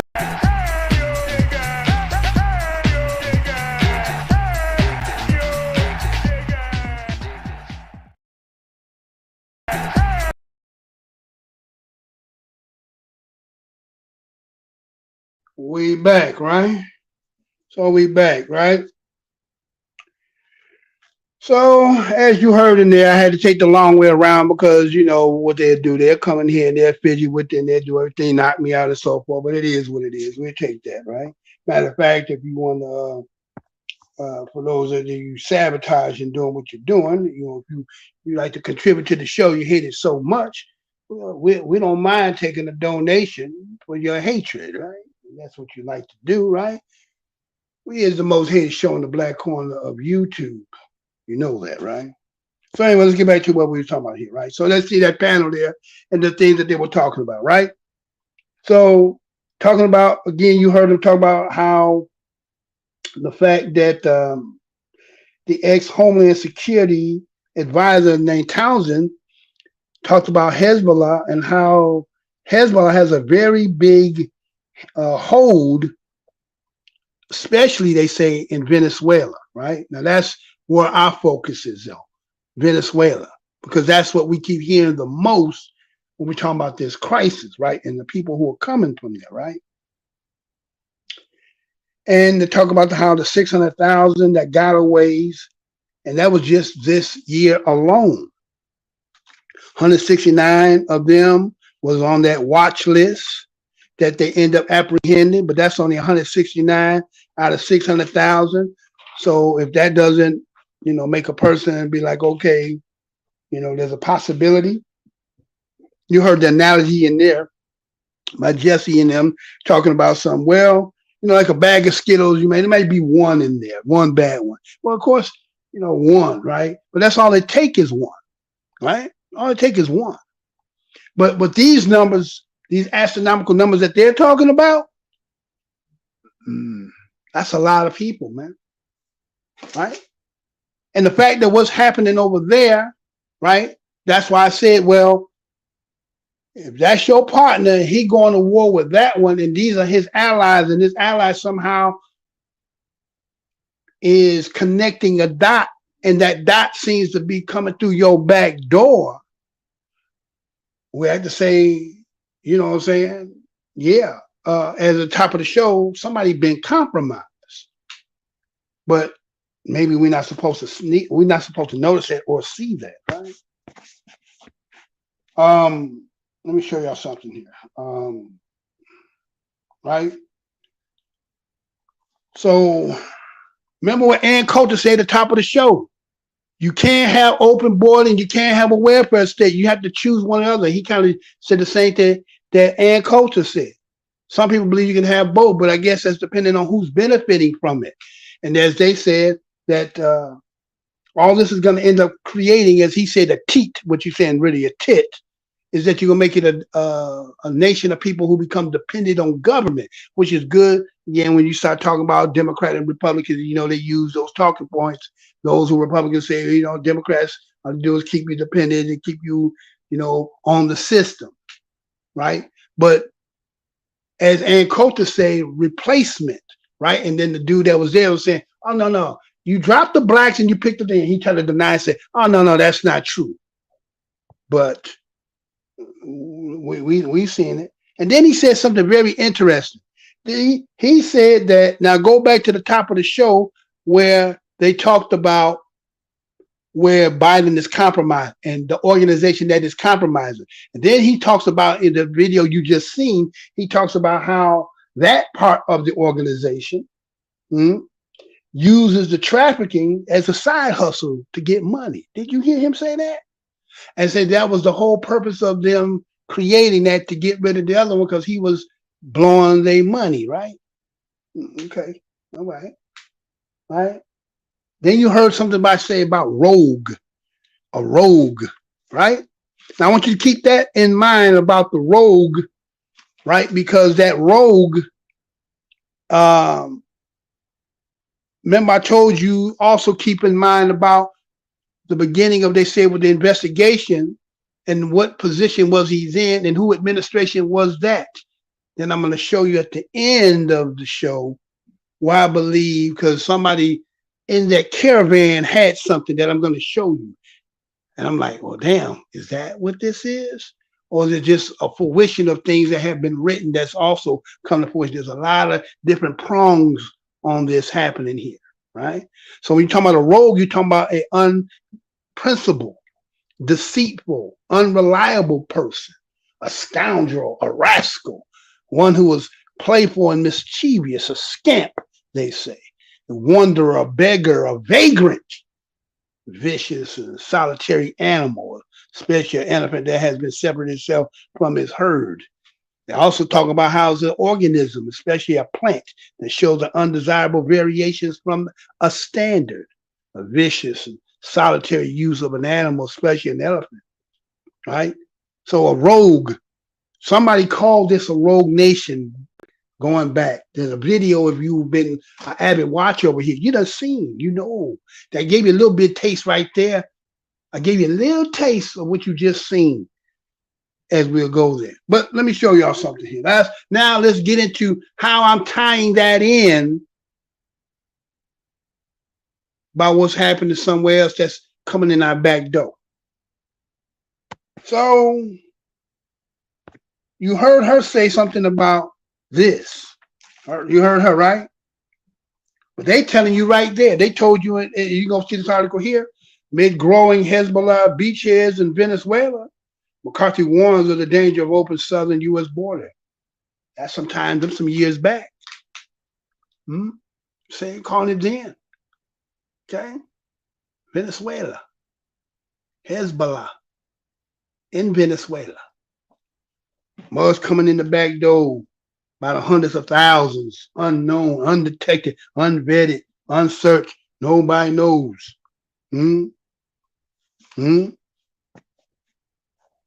Keep that in mind. Which has had everyone reaching for their winter coats. Yeah, for many of the migrants newly arrived here to Chicago, it marks their first experience with winter in the Chicago area. Casey Cronus is live on the near north side with the latest. Casey. Hey, Don and Scott. Well, the snow has been falling all afternoon here, on and off, and it is something that many migrants are experiencing for the very first time. Since we got here a couple hours ago, we've seen a lot of them taking photos, making snowballs, and despite this cold, yes, there are a lot of smiles here as they see snow for the first time in their lives. Now, in response to this cold weather and snow, the CTA will be providing warming buses during certain hours at 16 police districts and at the landing zone. But long-term solutions are still desperately needed. There are thousands of migrants sleeping in the lobbies and outside of police stations, including here at Police District 18. As the temperatures drop, community members are stepping up. Earlier this afternoon, we watched as someone brought warm winter clothing to the families staying in tents here. At the same time, the city is working with organizations like One Warm Coat to collect and donate hats, gloves, socks, and jackets to those in need. We're leveraging every space that we can and every partnership that we can, whether that's, making sure that people have access to coats, gloves, even shoes. Sometimes people are arriving in flip-flops. They can develop hypothermia so quickly. Even at 50 degrees Fahrenheit, you can develop hypothermia with prolonged exposure or with wet clothing. And children are more likely to develop hypothermia because their bodies are not able yet to regulate their body temperatures like a healthy adult would be. And you can see behind me the snow is starting to collect on these migrant tents. There are many ways that you can help, including donating a new or gently used coat or holding a coat drive of your own in partnership with One Warm Coat. We'll have all the details on how you can help on our website, fox32chicago.com. Reporting live from Police District 18, Casey Cronus, Fox 32 Chicago.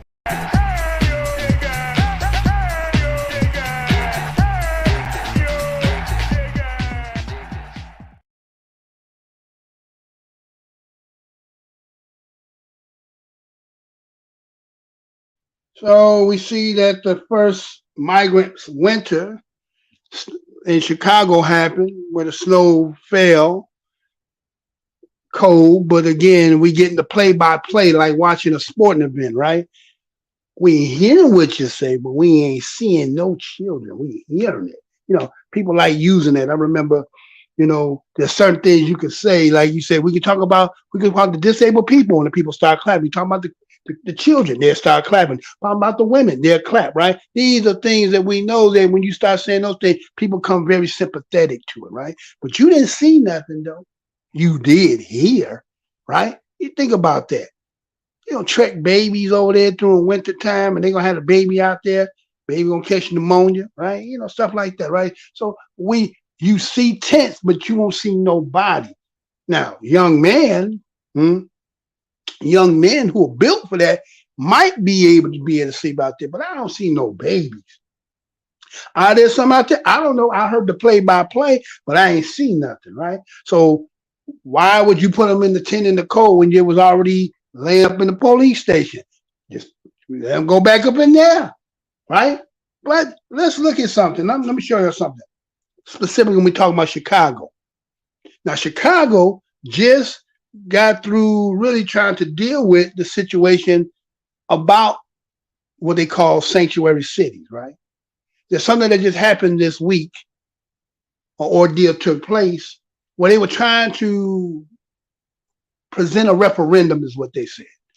And then this referendum, they're going to allow, they say, that the people are going to get a chance to say, well,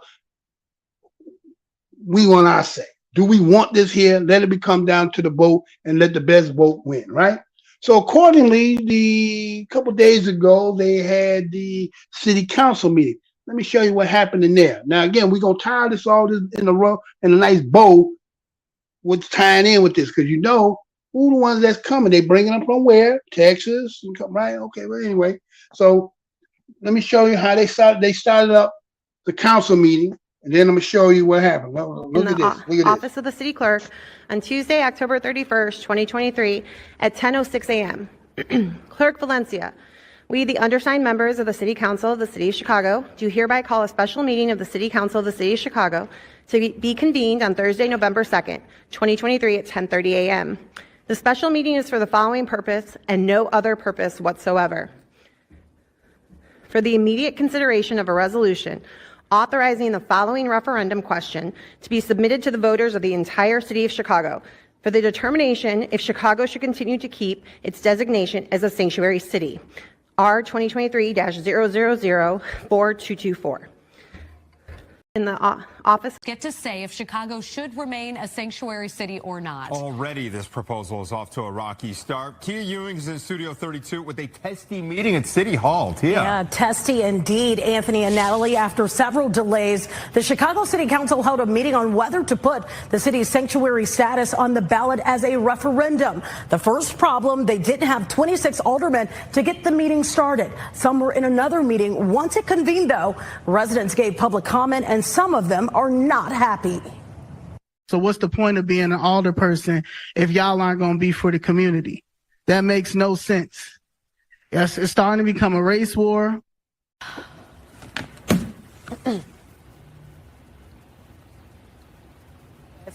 Mayor Harold Washington, this is a look at the history, issued an executive order in 1985 designating Chicago as a sanctuary city. In 2012, Mayor Rahm Emanuel and the city council passed the Welcoming City Ordinance. As 20,000 migrants seek asylum in Chicago, city council is set to revisit the issue and will have to decide if the referendum is approved. If it is, that means Chicagoans would see this question at the next scheduled election. You see it right there on your screen. It reads, should the city of Chicago continue to keep its designation as a sanctuary city? And you'll have to answer yes or no. There were fireworks over the issue because there weren't enough aldermen to make decisions in person. I move Brendan Riley be named by this body to preside over this special meeting. Alderman Lopez, this violates Rule 2 of the orders. We've offered to either recess or adjourn, and without an option to recess, we are going to adjourn. I appeal the decision of the chair to declare picking a presiding officer out of order.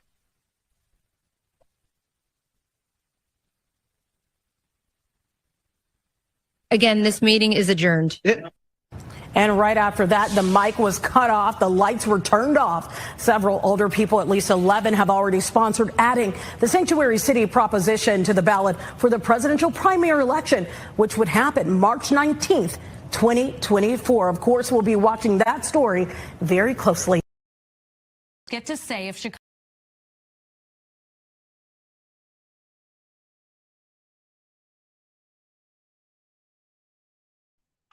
All right, so we back, right? So now that was the Chicago City Council meeting on sanctuary city referendum, where they claimed that it spiraled into chaos, as they say, right? That's what they claim happened. Give you a little background for those of you who are new over here. You may not have known, but we kind of those who have been watchers over here and subscribers over here. We done touched on it. We done went through the A's and Z's to this. That in 1985, they say that Harold Washington initially put an executive order that created the beginnings of the sanctuary city.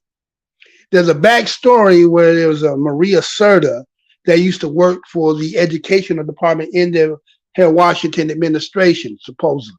And the story says that she had been accosted because she was, I guess, ruffling some feathers.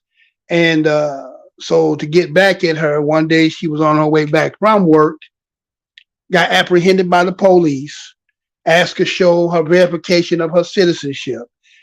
And through that ordeal, after she went through that, somehow word got back whether she told Harold Washington directly or not.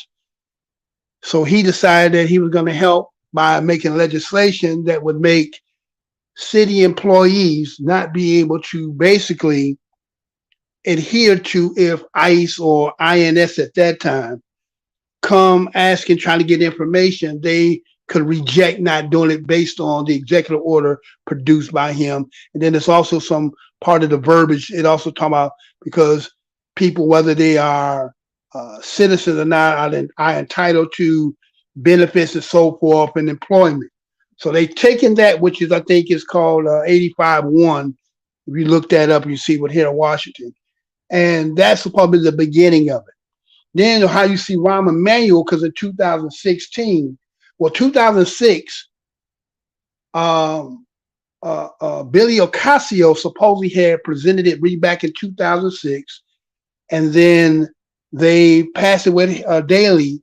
They just upgraded what Harold, because the reason why you know that's not true, even though Harold Washington could have did an executive order, but during Harold Washington's term, especially his first term, he was dealing with the Badoli Act 9 and the Eddies. And those from Chicago know what I'm talking about, right? The Badoli Act 29 and the Eddies, which prohibit anything from Harold passing until he got to that second term. And then remember, he dies in office right as he got into his second term, ironically, after he got rid of them, right? So Daley comes in, makes it becomes, again, he passes it with the council members he had in 2006. When Rahm Emanuel come from leaving with Obama from Washington, become mayor of Chicago, 2016, he makes an ordinance. This is where they become the Welcoming City Ordinance that he creates, right? So that's how you get Rahm Emanuel tied into this, and they showing you Harold Washington. Now, based on the situation and the crisis, and then they try to, find places for the migrants to be able to be settled in Chicago due to the influx of what's happening based on what happened in Texas and Florida. Basically, what a lot of people don't know is that the reason why Texas was doing what it was doing is because of the DACA decision that they and several other states were suing based on saying that DACA was illegal. Now, remember, DACA comes in with the Obama administration. So what happens is Supreme Court, or we're going to say the district court in Texas, has already made its ruling. And based on that, the appeal is going to the Supreme Court. So technically, they have already said that DACA was illegal, right? And so based on the process of it going to the Supreme Court is buying time. So basically, they already know there's been the third time they went to the Supreme Court. By, let's say, August of 2024, that decision is supposed to be made as to the DACA.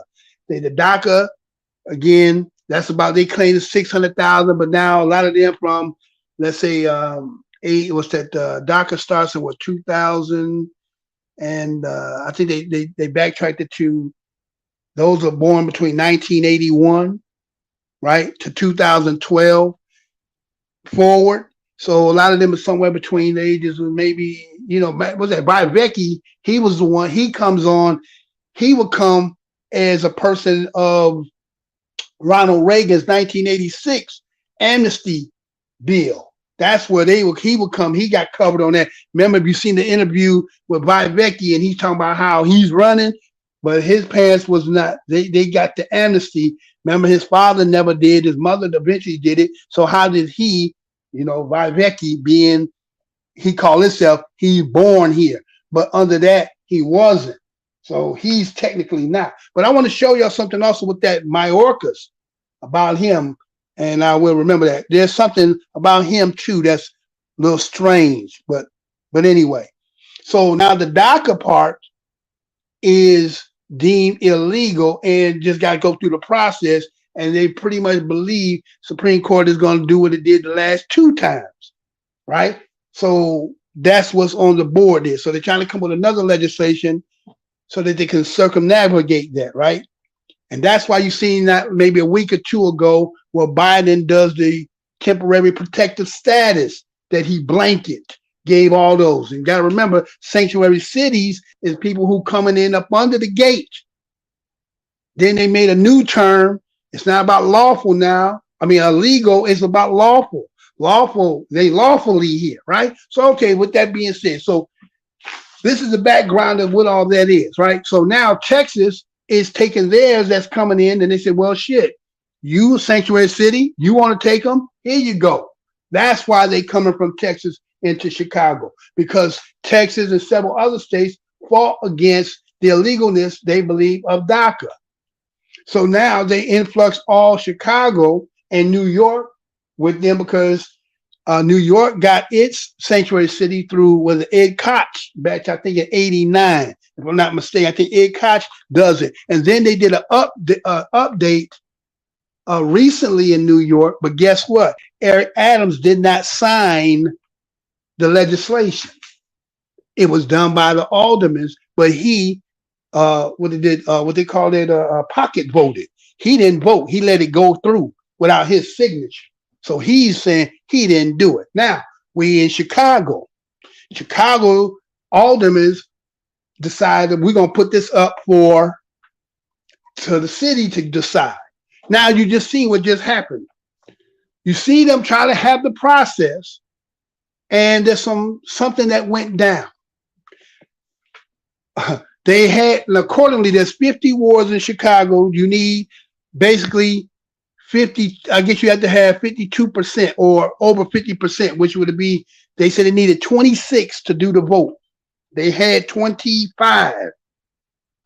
They said they had 2 extras, and they were trying to do one that was going to be on a video call, but now they were fighting about what was the quorum. Okay. Now the mayor is in Washington, D.C. Brandon wasn't there. He was on Washington.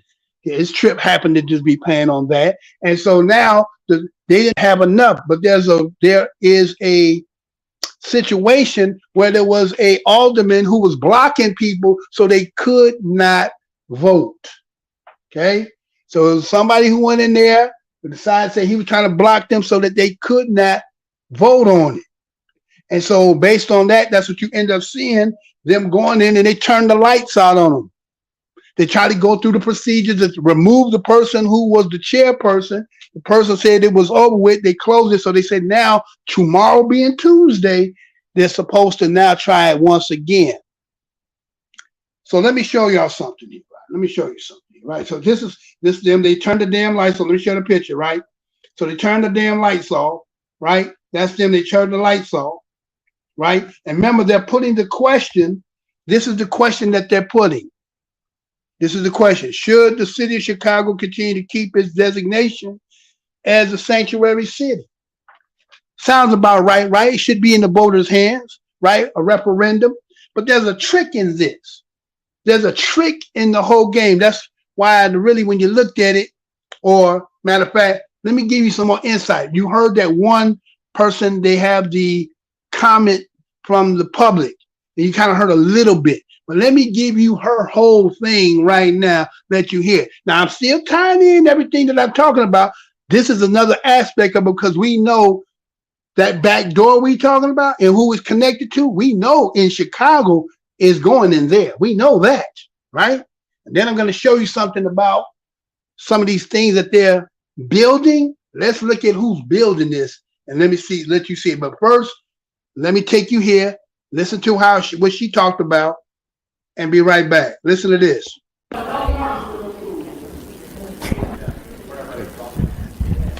Man, I'm gonna try not to curse, but y'all, man, like,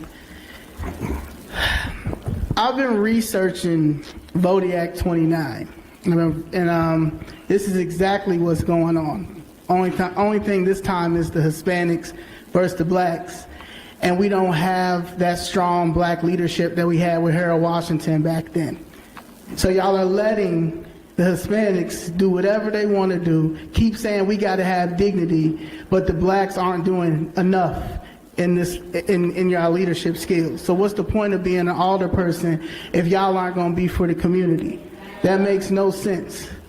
Yes, it's starting to become a race war, but at the end of the day, I know who's going to win because we built this. Okay? This is unconstitutional. This is inhumane. And to come here and to continue to see more Hispanics and Latinos get jobs than blacks here is a disrespect. It's a punch in the face. You want us to continue to understand and see the problem, but y'all don't see the problem in the black culture. Black people are the influence. We wouldn't, y'all know, nobody would be here if it wasn't for us. Okay, this is a whole new generation. This social media, this now, like, you're not gonna allow this to happen. And we're not gonna allow this to happen because we're gonna force you to do the right thing. And if not, y'all getting out of here. I was in Georgia when they flipped that state blue for the first time. I will knock on every senior's door and make them hold their vote. This place will flip red. It'll be a historical moment because y'all not paying attention to them anyway. They're getting displaced. Y'all don't care, but y'all trying to find housing for Venezuelans, for the Latinos, for all that. Y'all keep sending them over here when they need to go back. Y'all, one time have y'all sent ICE there. ICE need to come. There's prostitution that's behind all of these police districts. I live in Streeterville. It's prostitution right up the street. I mean, it's a disrespect. And y'all continue to allow this to happen. Like Mayor Johnson is the most hated. And he's going to continue to be hated. The only people that like him is teachers and some of y'all. Okay? I'm trying to tell you, my tax money is not going to continue to allow this. Y'all need to find our money. You need to put more things in our neighborhoods. Y'all aren't doing nothing. These small businesses, the only thing you're giving it to is Latinos. Nah, it's more than that. This is the most segregated city. And the United States is looking at us. Ms. Lee, thank you very much.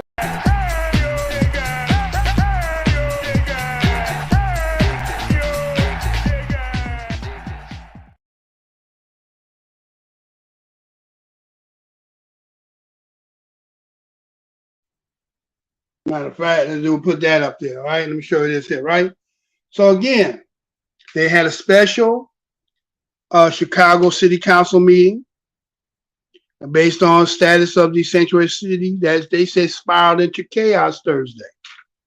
Now keep that in mind because I'm going to show you the actual end report so you get a little bit more of what happened with the aldermen. Because as she was saying, Badoliak 9, the Eddies, what happened in Chicago during the Harold Washington administration, as I was telling you prior, how it was hard for Harold to get anything done. It's kind of like when Obama got into office and it was seen that he should have got everything passed. He had the House and the Senate. He passed what he wanted to pass, but everything that had to pertain to, again, those indigenous, Tachas, Niji, Moors, African Americans, right? All the above. Some people say there was some things, and a lot of people say they couldn't see nothing. like a magic trick, seemed to smoke because see where the trick was at, right? Couldn't figure out what a rabbit was in the hat. So, as she said, it seems that they got plenty of funding for people who are coming from, as she said, Venezuela, right? So everybody in Chicago know these people coming from where? Venezuela. As we talked about at the top of the show, we talk about this one got to fight with this one, who got to fight with this one, who's partnered with this one, and somehow that is finding its way back over here. And it's coming through the back door as what? You know, again, migrants, right? That's what it looked like, right? That's what it's looking like. So let me show you this here. Let's just do this here first. For those of you, again, you can hit that like, share, subscribe. We're the most hated show in the black corner of YouTube. You wouldn't know. I've been in the business 12, going on 13 years. I've been held down for probably the last 6-7 years, about 100 views a week. Never going past that. Never get more than 20 likes. So obviously, you know, there's a reason for that. He said, well, maybe you just suck. Maybe I just do. But even if you have a store, I mean, stores like 7-Eleven is open 24 hours, right? How does a store like 7-Eleven stay open in business if you don't get no business, right? Some nights, you know, slow, and then other nights it pick up. You know, it's enough to keep in business, right? So you would have to say the same thing here. Well, maybe 100 is the business for me, right? That's all I'm going to get is 100. One drop per show, right? Compared to other shows that do what they do. Now, I'm not here to no comparison or competing with nobody else. I just do what I do. But there's a reason for that. And again, going back from April 1st, 2014, I created a video called Extinction of the White Race. I wasn't talking about nothing about us killing nobody. It's about the catastrophe, about them not going to be able to have no babies. Now we come to find out how true that was. And then not just them, all the rest of them are having the same problem too. And there's a show before this one, remember I showed you about the ecto babies and what Ukraine got to do with all this, right? So I haven't been too far off, right? I haven't been far off about the things I've been saying, right? So in this case here, I'm just trying to show you that there's something, you know, sometimes say where there's smoke, there's fire, right? This is just a, let's say, hypothetical with facts, right? But we just, you know, just to be watchers on the wall, you know. So let me show you what they said here on this here, because again, what ties this into is that here was a process they're trying to do, and some odd reason it couldn't get off the ground. And is it because they really don't want it to go away? Because again, as I told you, a little bit of the history with Rahm Emanuel and Harold Washington was just an executive order. 2006, it was made by the aldermen. 2016, it was also done by the aldermen, right? So now here it is again in 2023. They're trying to get it set up by the aldermen, and guess what ended up happening? You didn't have enough to have the quorum.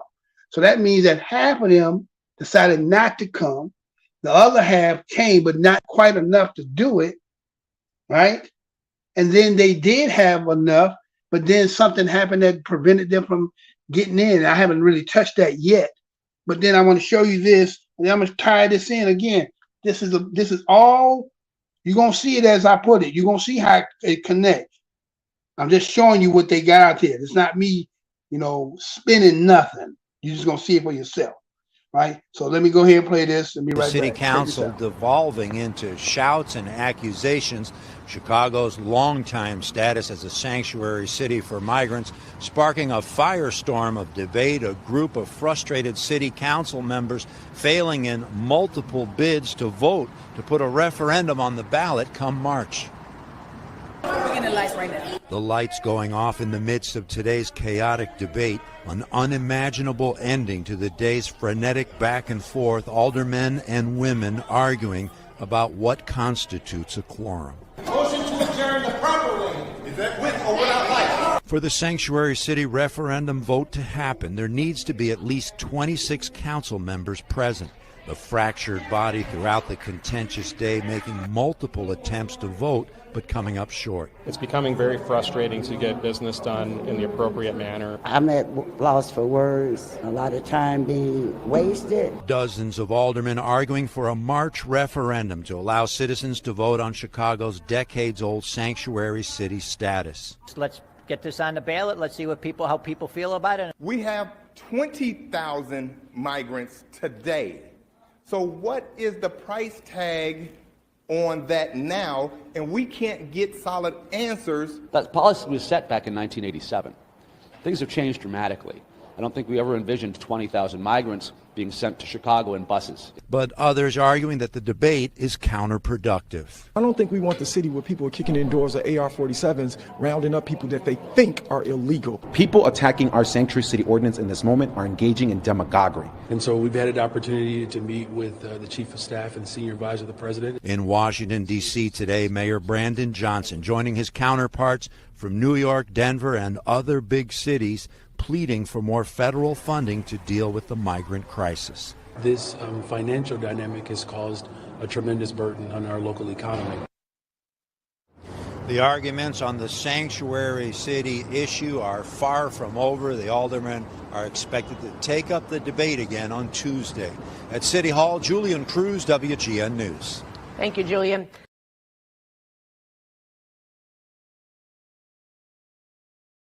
Okay.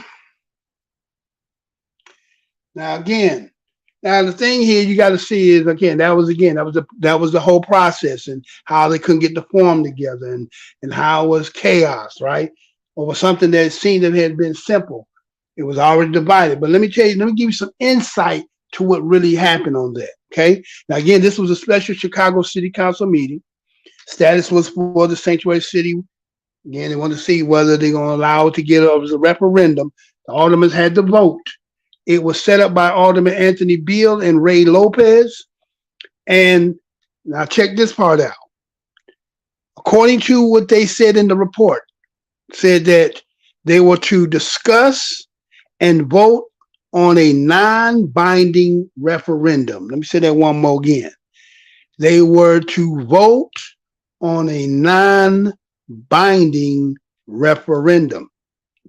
Do anybody know the non-binding means? Non-binding referendum. And this was supposed to be put on the ballot for next spring's ballot. And we're going to let Chicago decide whether they want to keep its designation as a sanctuary city. Okay. Now, the non-binding referendum means this. Let me tell you what non-binding means. This is the non-binding. Then you have to say what you say. Now, a non-binding referendum is a question. Remember the question that they're posing, right? The question that they're posing is this. This is the question, right? This is the question, right? Should the city of Chicago continue to keep its designation as a sanctuary city, right? So a non-binding referendum is a question.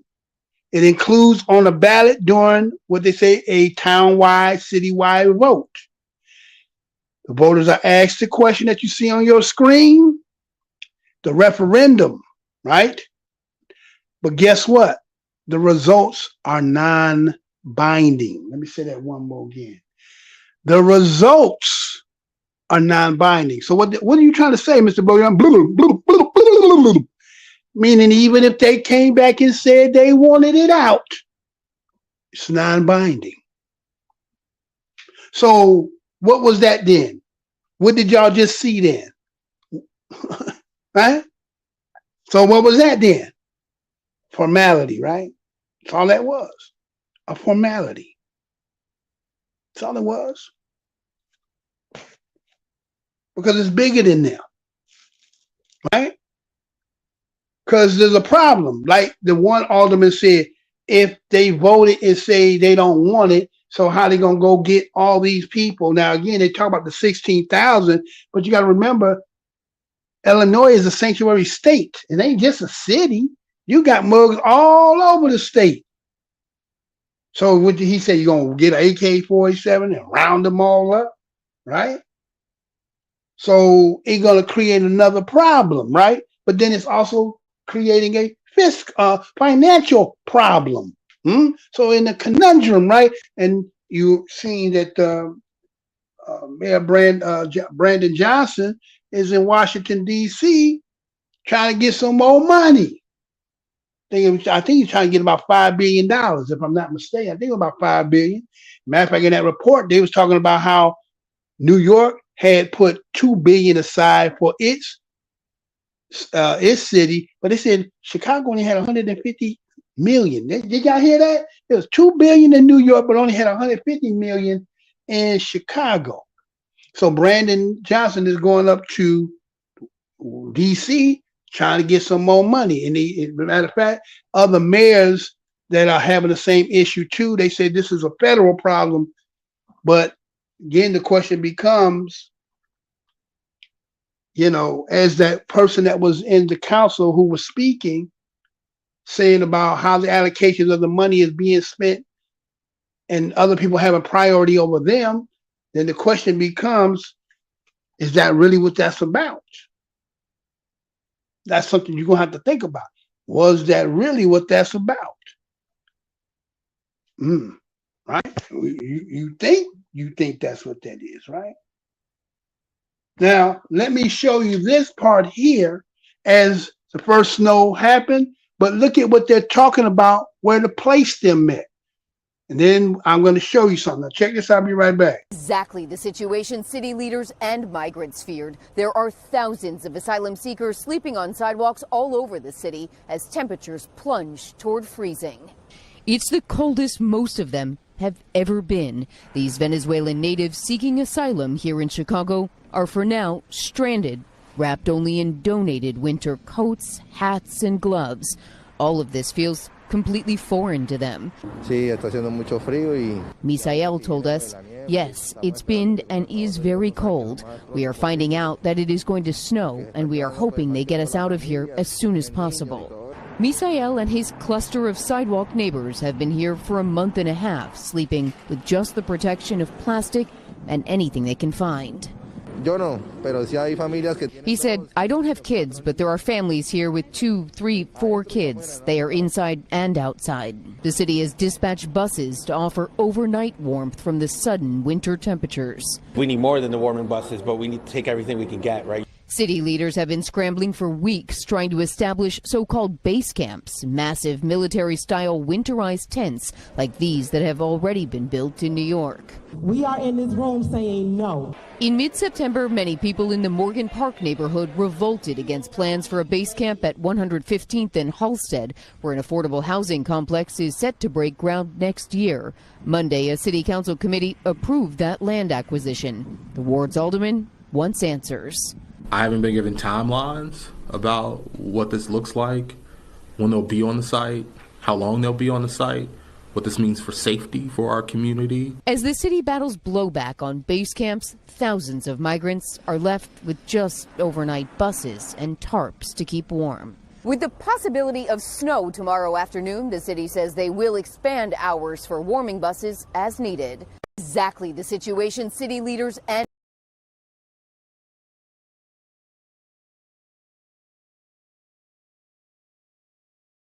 I think Times School got a message in here. Times School is saying protect yourself at all times. We ain't got no choice, right? We ain't got no choice. We got no choice, right?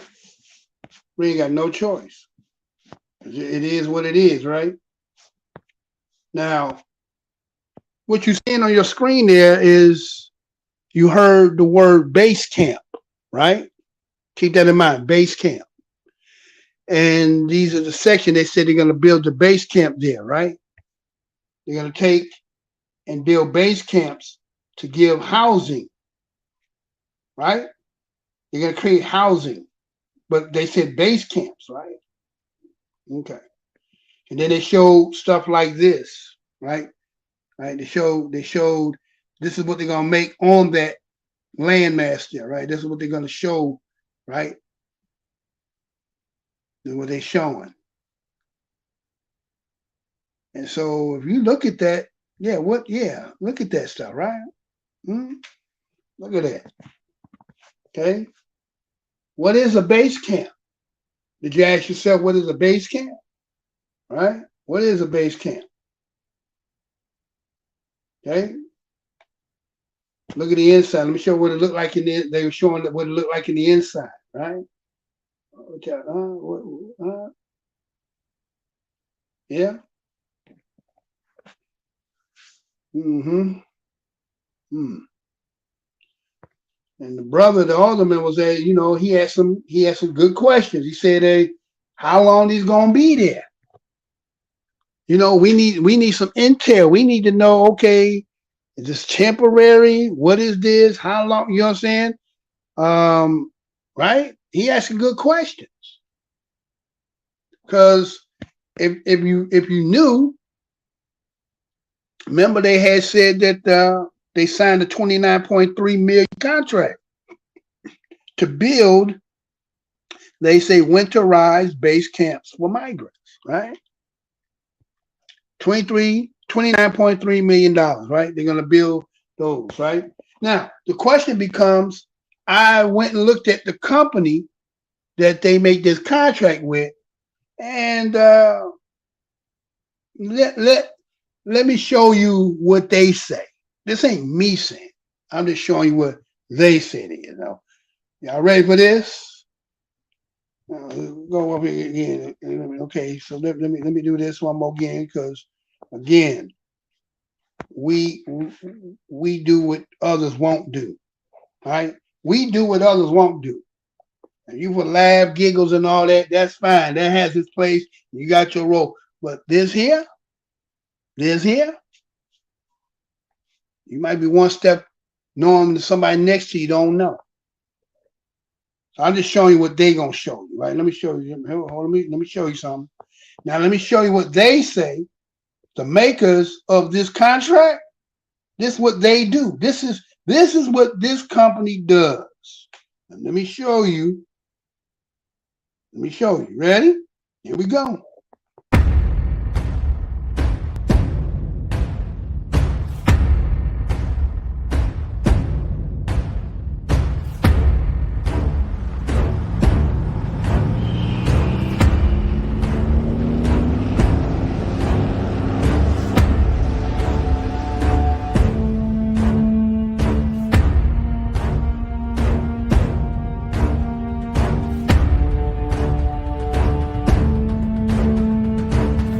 In high-threat environments, where forward base camps can be thousands of miles away from resupply,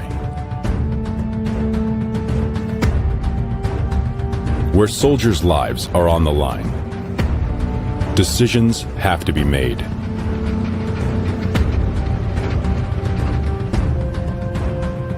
Today's Army is firmly committed to reducing resupply convoys with solutions that make base camp platforms more efficient and sustainment independent.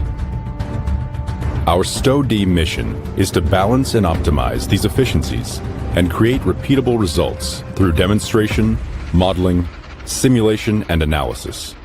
System engineers measure and compare efficiency, sustainability, and self-sufficiency. The baselines for our systems engineering models are 50, 300, and 1,000 soldier camps. This baseline contains all the equipment, components, personnel, resources, and assumptions that provide all the functionality to the camp and is the basis for how savings are measured. The challenge is to formulate an integrated model-based systems engineering approach for both technologies and non-material solutions. Our objective is to reduce the amount of fuel that's needed for resupply by 25%, the amount of water that's needed to be resupplied by 75%, and the amount of waste that's generated for backhaul by 50%. This demonstration base camp is a complex system made up of subsystems and components, where modeling and analysis is essential to demonstrate various combinations of systems in multiple environments. Our system engineers analyze these models and simulations to ensure that the solutions with the highest return on investment and those that have the biggest impact are identified. The PowerShade technology allows flexible photovoltaics to be put on a tent, to be put in a base camp system that can be plugged into a storage solution or a microgrid and reduce the requirement for fuel delivered to a camp. Our effort is currently tracking more than 60 technologies for potential solutions to the fuel, water, and waste objectives. The Energy Informed Operations program allows a non-proprietary communication standard between generators. A generator running is using a lot of fuel, and the Energy Informed Operations system allows a microgrid set up to intelligently control generators and allow the generators that don't need to be running to be shut off completely, saving a substantial amount of fuel. These new and emerging technologies will enable enhanced capabilities and extended sustainability. Our objective is to find the right mix between new technologies and non-material solutions that have the greatest impact on our objectives, all while maintaining a high level of quality of life. The camp is a platform to reset the soldier. It's a place to reset readiness. Maintaining soldier readiness is the #1 priority of the camp. Efficient and integrated systems save lives. If you can reduce resupply even once a month across a sector of camps, you're taking hundreds of soldiers and hundreds of trucks off the road. Efficient base camps mean fewer trucks, reduce costs, fewer casualties. Efficient base camps reduce risk and increase readiness. Efficient base camps save lives.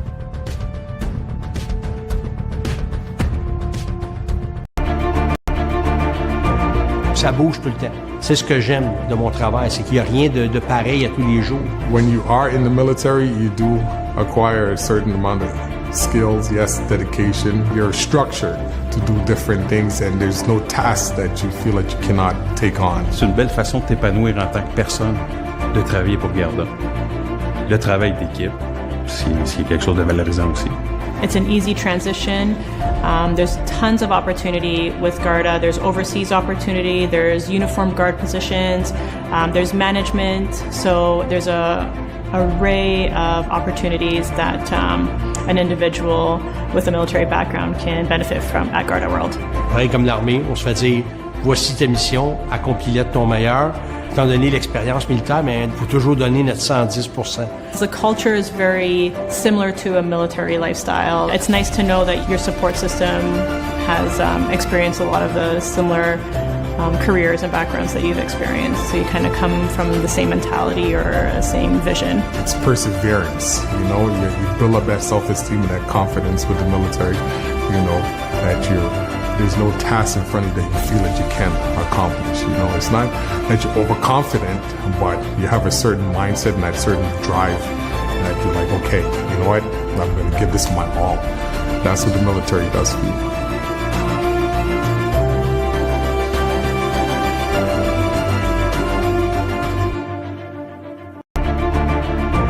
Ça bouge tout le temps. C'est ce que j'aime de mon travail, c'est qu'il n'y a rien.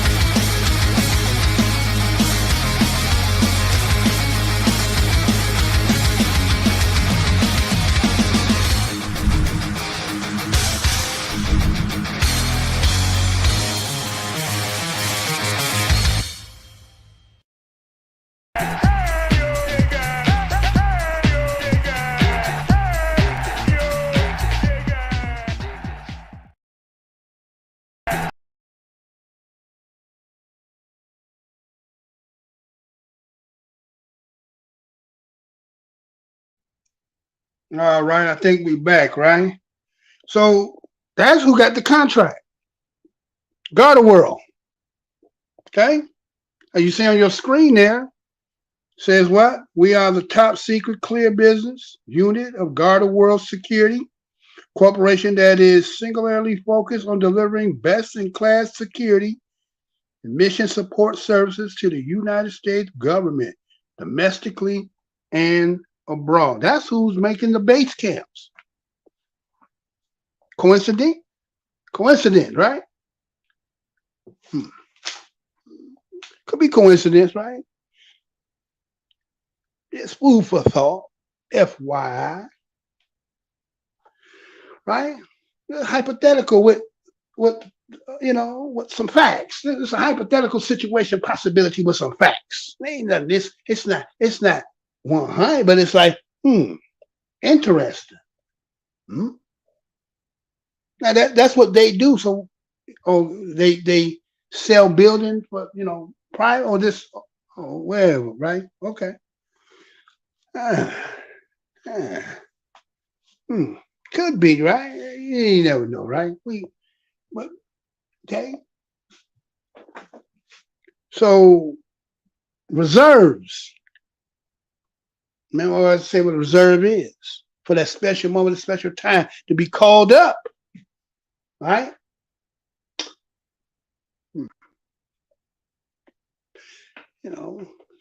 We don't know. Somebody might be in the brewing, right? But then I was like, wait a minute. You remember I told you to keep that in mind about, remember I said about the person was being blackmailed, right? And said that he was the vice president. I told you he was in somebody else's administration when he was the vice president when they was doing it. And then I was like, wait a minute, Garda World, Garda where? Garda, the guard. Anybody remember when I talked about the guard? The guard. Anybody remember the guard? Do anybody remember the guard?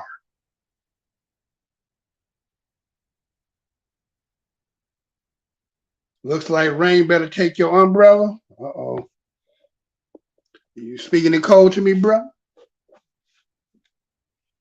Speaking code to me? I look at it like this.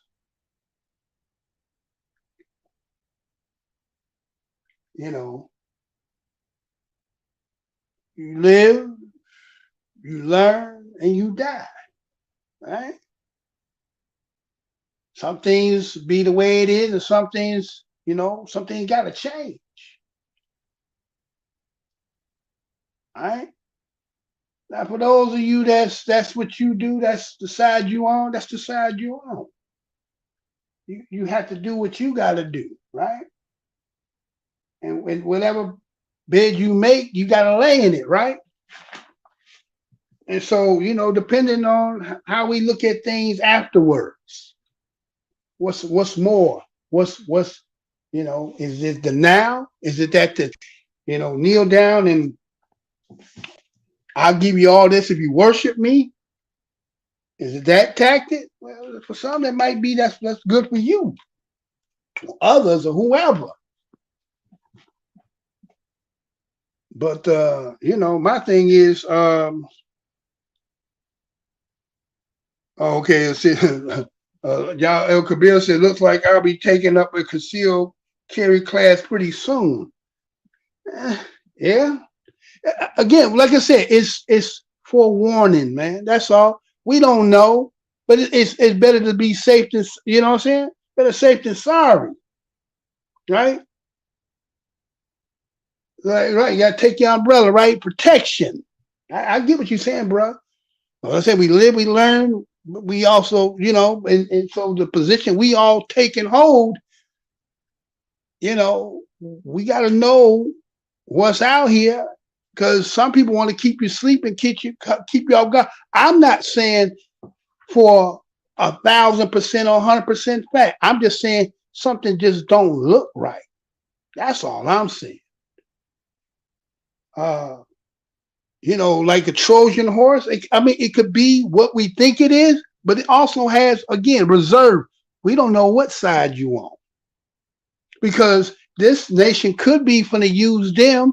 If you about to get into it with them over there, where you want citizenship, come on in. Or it could be surprise.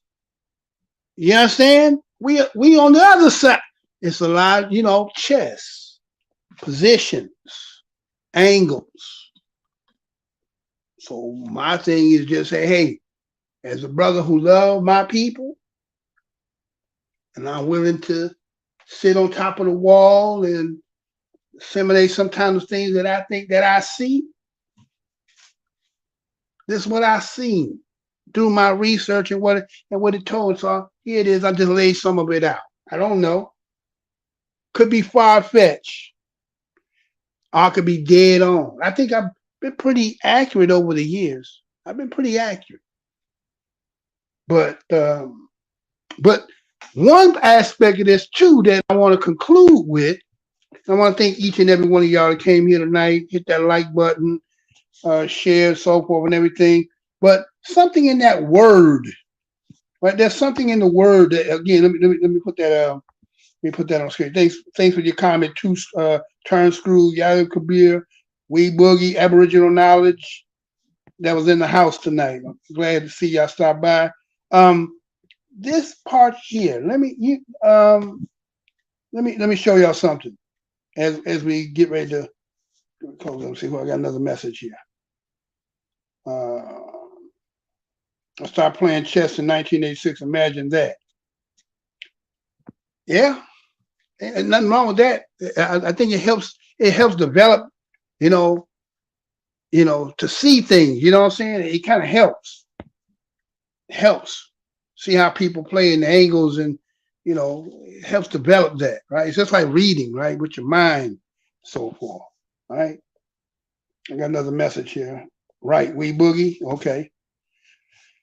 Let me. Y'all remember? Okay, let's look at this right quick. Tell me what y'all think. Let me show you something. Well, I got two things I'm gonna show. I got one, and then this here. Okay. Let's see. Go back to that there. Show that symbol, that sign they got there. Yeah, show that. Right? Look at that, right? Look at the name they call themselves, right? Guard a world, right? Guard a world. Guard a world, right? Got the lion in it, integrity, trust, vigilance, respect, right? That's what they saying, right? Now, I don't know well, I know, see, y'all, Kabir Bey been around. He been around long enough to see We Boogie. He been around. Maybe y'all might have seen the video, right?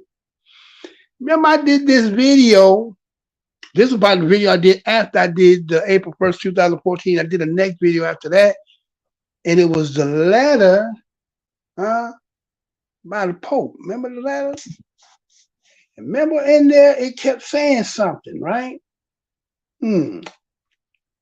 Well, let's give it to you one more again. Let me play this for you real quick. Maybe it might. Let's see. Again, this chess. It's a lot of angles in this. I don't know who's who, but I seen this. Hold on. Oh, I got a message. Hold on, I got a message. Slang guarded the world, right? Guard the world, right? Yeah, okay, right. Guarded the world, right? But I want you to hear this. I want you to remember when I did this. Remember when I did this? And what did it say in there? I want you to hear it before I want y'all to hear this. This is what I did back in 2015. And it says something that at the time when it was being said, I was like, well, who the hell is he talking about? But I want you to hear it, and then we come back. Listen to this. Be right back. This is part one of it. Pope Francis declared wars on Obama via attorney July 4, 2014. And it reads, Civil Orders July 4, 2014. Issued to all members of the domestic police forces, U.S. Marshal Service, the Provost Marshal, members of the American Bar Association, the American Armed Services. These organic American states of the Union, known as the United States of America Major, exercising plenary civil powers upon the land hereby appoint General Carter F. Ham to lead and command the Grand Army of the Republic and its successors under the guidance of the Joint Chief of Staff and with their full support. Should it become necessary to suppress commercial mercenary forces operating under the guise of being federal government agencies, including but not limited to the Department of Homeland Security, the Federal Emergency Management Administration, the Internal Revenue Service, the Bureau of Alcohol, Tobacco, and Firearms, etc. General Ham shall assume immediate command and control of all armed forces and services owed to the United States of America Major stationed in North America and shall join them under his command as the Grand Army of the Republic. All forces of air, land, and sea are to be employed. Any cost or loss suffered as a result of deployment of the Grand Army of the Republic shall be charged as stipulated prior. All efforts shall be made by the Grand Army of the Republic to spare life and property while undertaking any actions whatsoever within the states of the Union without exception. The Guard is uniquely enabled by these orders to operate on the land of the 50 organic states for the purpose of securing the lives and property of the American states and American state citizens. The Guard is not a foreign army and is composed primarily of American state citizens. If required to take field position, the local commanders shall make every effort to communicate the basis of their authority and the reasons for their presence on American state soil to ensure a prompt cessation of hostilities and a widespread understanding of the usurpations and acts of fraud which have led to any conflict. All parties must be brought to understand the nature of the federal government, the limitations of its authority, and their own obligation to act in favor of the organic states of the Union. The Grand Army of the Republic shall continue to operate under General Orders 100, known as the Liber Code, exiting from the pens of the last Republic President, Abraham Lincoln. No orders, executive or otherwise, issued by Barack H. Obama pretending authority on the lands of the American states while operating as President of the United States Corporation, nor as the President of the United States of America Minor, are owed any performance by the Joint Chief of Staff, General Ham, or any ordinary. All plainly stated grants of contractual authority evident in the Constitution for the United States of America remains in place, subject to good faith performance of the accompanying obligations and treaties. Mr. Obama is the President of a governmental service corporation under contract to provide stipulated services to the organic states and is on their payroll. He otherwise acts as a foreign dignitary representing the United States of America Minor. In neither of these capacities is he allowed any granted authorities to impose upon American state citizens, endanger American state property, or command mercenary forces on American state soil. However veiled as federal civilian service agencies, we require the Joint Chief of Staff and General Ham to commence measures to disarm federal civilian agencies, personnel, and to seize control of the vast stockpiles of arms which have been improperly amassed by the Department of Homeland Security, FEMA, and other agencies employed by the United States.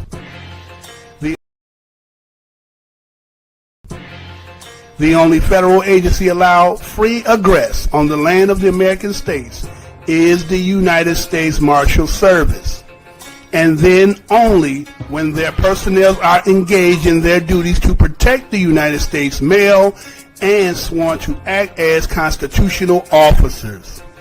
All other federal agencies' personnel are limited to unarmed service until further notice. We direct the Joint Chief of Staff to communicate these first two general civil orders directly to Mr. Obama, the members of the United States Congress, the administrators of all federal agencies, the members of the Supreme Court, and those acting as governors to compel their rapid understanding and cooperation. Any expense or damage incurred by these organic states or any American state citizens as a result of actions undertaken by any federal agencies, personnel acting as armed mercenaries on American state soil will be understood as a result of violent crimes committed against the peaceful inhabitants of the land and will incur immediate judgment, liquidating the assets of the International Monetary Fund and the Federal Reserve. In payment of the stipulated reparations, such crimes shall also be considered contract default, increasing the public debt subject to bounty. Any and all corporate officers of the United States or any successors organizations inheriting federal service contracts who support, condone, or promote such crimes against the American states or against American state citizens shall be to arrest and prosecution for commercial and violent crimes. All foreign officers or officials operating as elected or appointed officials of the United States of America minor who support, condone, or promote such crimes against American states or against American state citizens shall be subject to arrest, confiscation of their assets, and deportation to Puerto Rico, Guam, or such other states as may be willing to receive them. Such foreign officials include members of the American and the British Bar Association who were licensed to act as privateers against the interests of the American states and American state citizens from 1845 to 2013 in flagrant breach of trust. All such licenses are now extinguished. Members of the Bar Association are required to cease and desist assault against the American states and American state citizens and shall be subject to arrest, confiscation, and deportation otherwise. Insomuch as corporate officers operating the United States of America and corporate and the United States have contrived under conditions of fraud and semantic deceit to revenue the estates of the American states and living American state citizens to the foreign jurisdictions of the United States of America minor, they are found guilty of capital crimes, including acts of fraud, treason, committed between 1933 and 1945, and are condemned posthumously. And so much as elected officials operating the United States of America minor have summarily committed war crimes against the American states and their peaceful inhabitants during the same time period, they stand condemned posthumously. No enforcement upon any state or any American states or American state citizens is owed as a result of any act of any Congress operating as a sovereign government of the United States of America minor, nor as the board of directors or board of trustees of any corporate entity whatsoever. All those states and estates is erroneously believed to represent the American states and American state citizens and which were conveyed by fraud and legal deceit to the United States of America minor and more recently to the city-states of the United Nations are revenued without exceptions to the geographical defined American states and American state citizens where they shall remain in perpetuity as assets belonging to the rightful and lawful beneficiaries. All legal fiction entities, however structured and named after the American states and American state citizens, are returned to them and their control, free and clear of any debt, promise, encumbrance, or obligations alleged against them as a result of false claims made in their behalf by officers of the United States of America, Incorporation, and the United States Incorporation, or by any foreign officials operating the United States of America minor, or the United Nations city-states falsely claiming to represent them or have jurisdictions over them. We note that the current circumstance is, in part, the result of criminal acts engaged in 150 years ago when resulted in the commercial enslavement of African Americans who were summarily claimed as chattel backing U.S. government. That in wake of the Civil War, despite every act of abolitions and declarations of prohibition against both peonage and slavery, it has been the policy of the United States government to enslave its citizens and to operate as a rogue state among the nations of the world.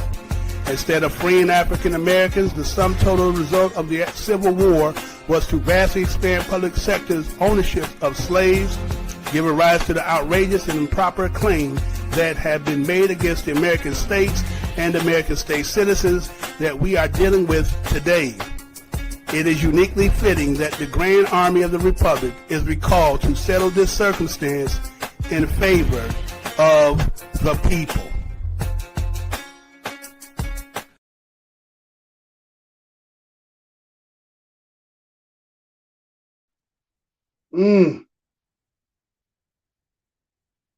See it?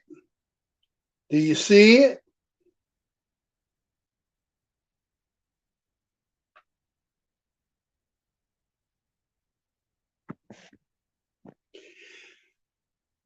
Kabir Bey, you're gonna have to send me either, you gotta give me either email or I'll send a link. Leave a message and I'll send a link so you can get it. If you want that. If you want it, I can give you the link so you can get that. I did that back in 2015, right? And it was talking about, again, it's been going, no, I think, was that 214 or 215? I think that happened in 14 because I think I did Thinking the White Race, April 1st, 2014. I did Letter by the Pope, I think came was he 14, a little bit after. So they all going around 10 years. So if you think about that, if that was true, and in that letter kept saying the guard, the guard. Put that up there for me, huh? Right? Right? Say guard, right? Guard the world.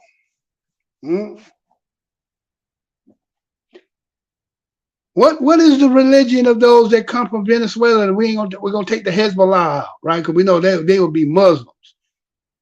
Will they be Catholics? They would be Catholics too, right? Pope in them, right? And the Pope letter, right? You know, it's a long chess game, 10 years, and then all this other stuff that's happening, right? Grand Army of the Republic, right? That's what he said, right? Grand Army of the Republic, yeah, right? So, but what is that? You get what I'm saying? What is that? And then you know how everything else is formulating internationally with the other thing. Everybody's talking about World War III, right? And what did in the letter say call somebody a rogue?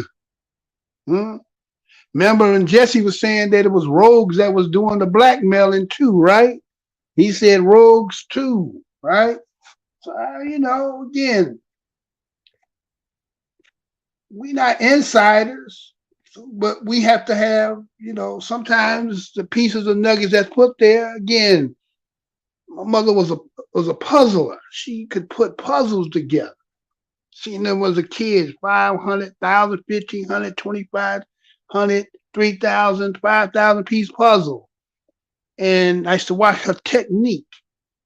She saw the outsides and worked her way in, right? And that's how things is formulated like a puzzle. Certain things are being presented to us, it appears, because it's kind of like listening to the story.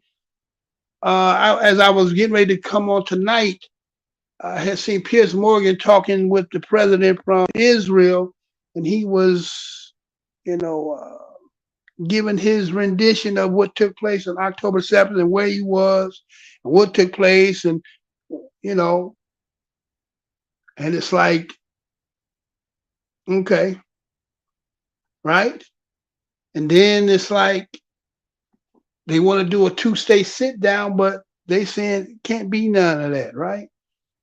Then there's some other things. Again, remember last show, I gave y'all something at the end of the show, if y'all paid attention to it. I gave you something called the Sursock Purchase. Did any of y'all go check that out? Sursock Purchase. Right?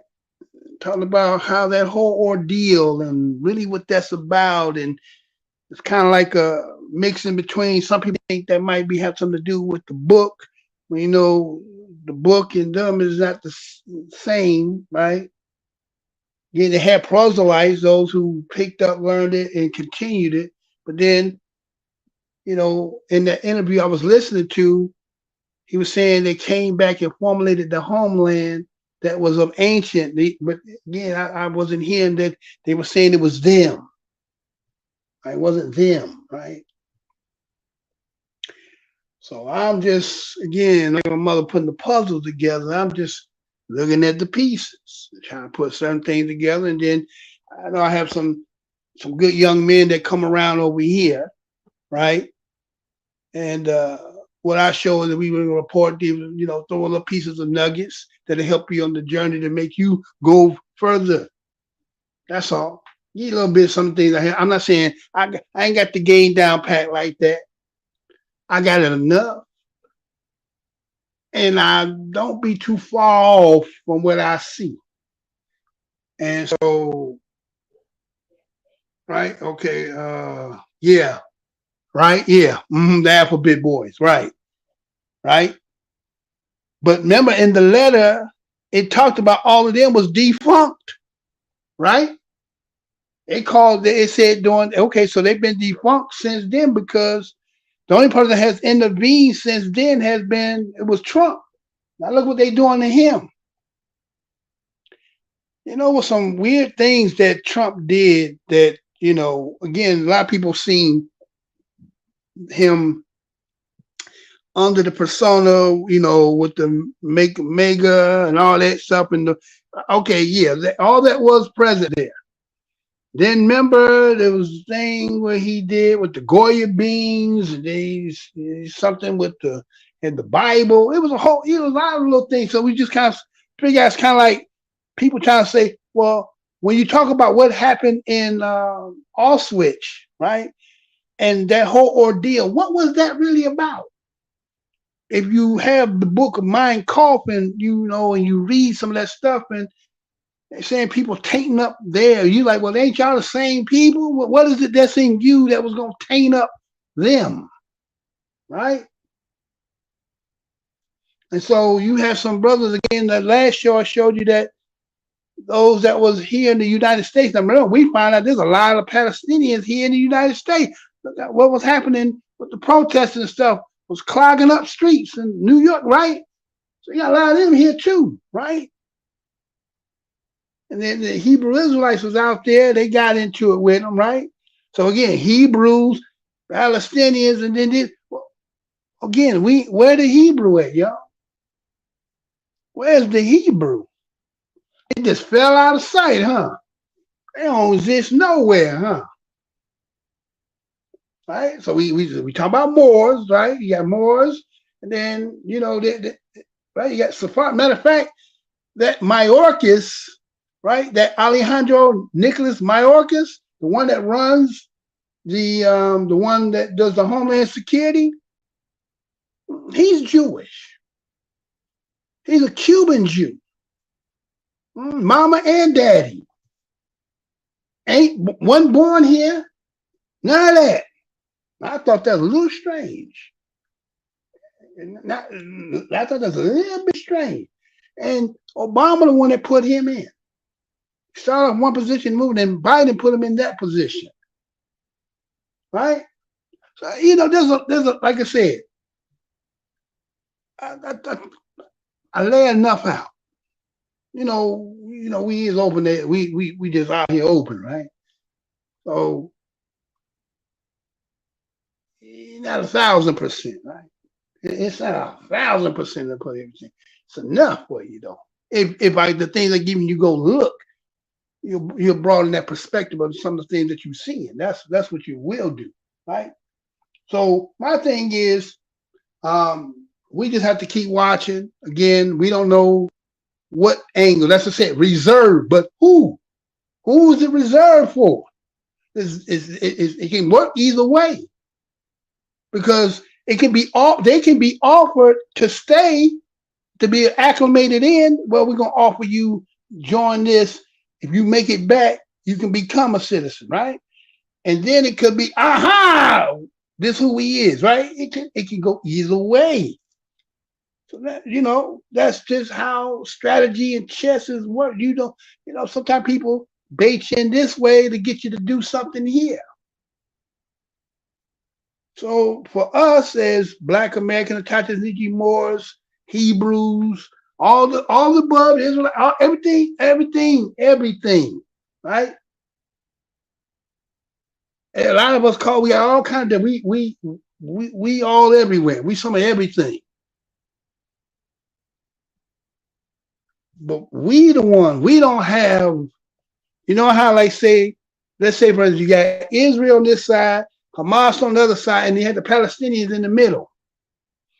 Well, we kind of like that too, but we don't got a Hamas. But what we do have is like Malcolm said. What did Malcolm say? In those times when it come like that, right? What did he say? Get you one more again, Malcolm. Referred to the situation that the West faces as Armageddon in a speech in Chicago before some distinguished Republicans, if there are such. And he referred to this crisis that America is facing as Armageddon because of the nuclear-tipped missiles that are poised all over the earth.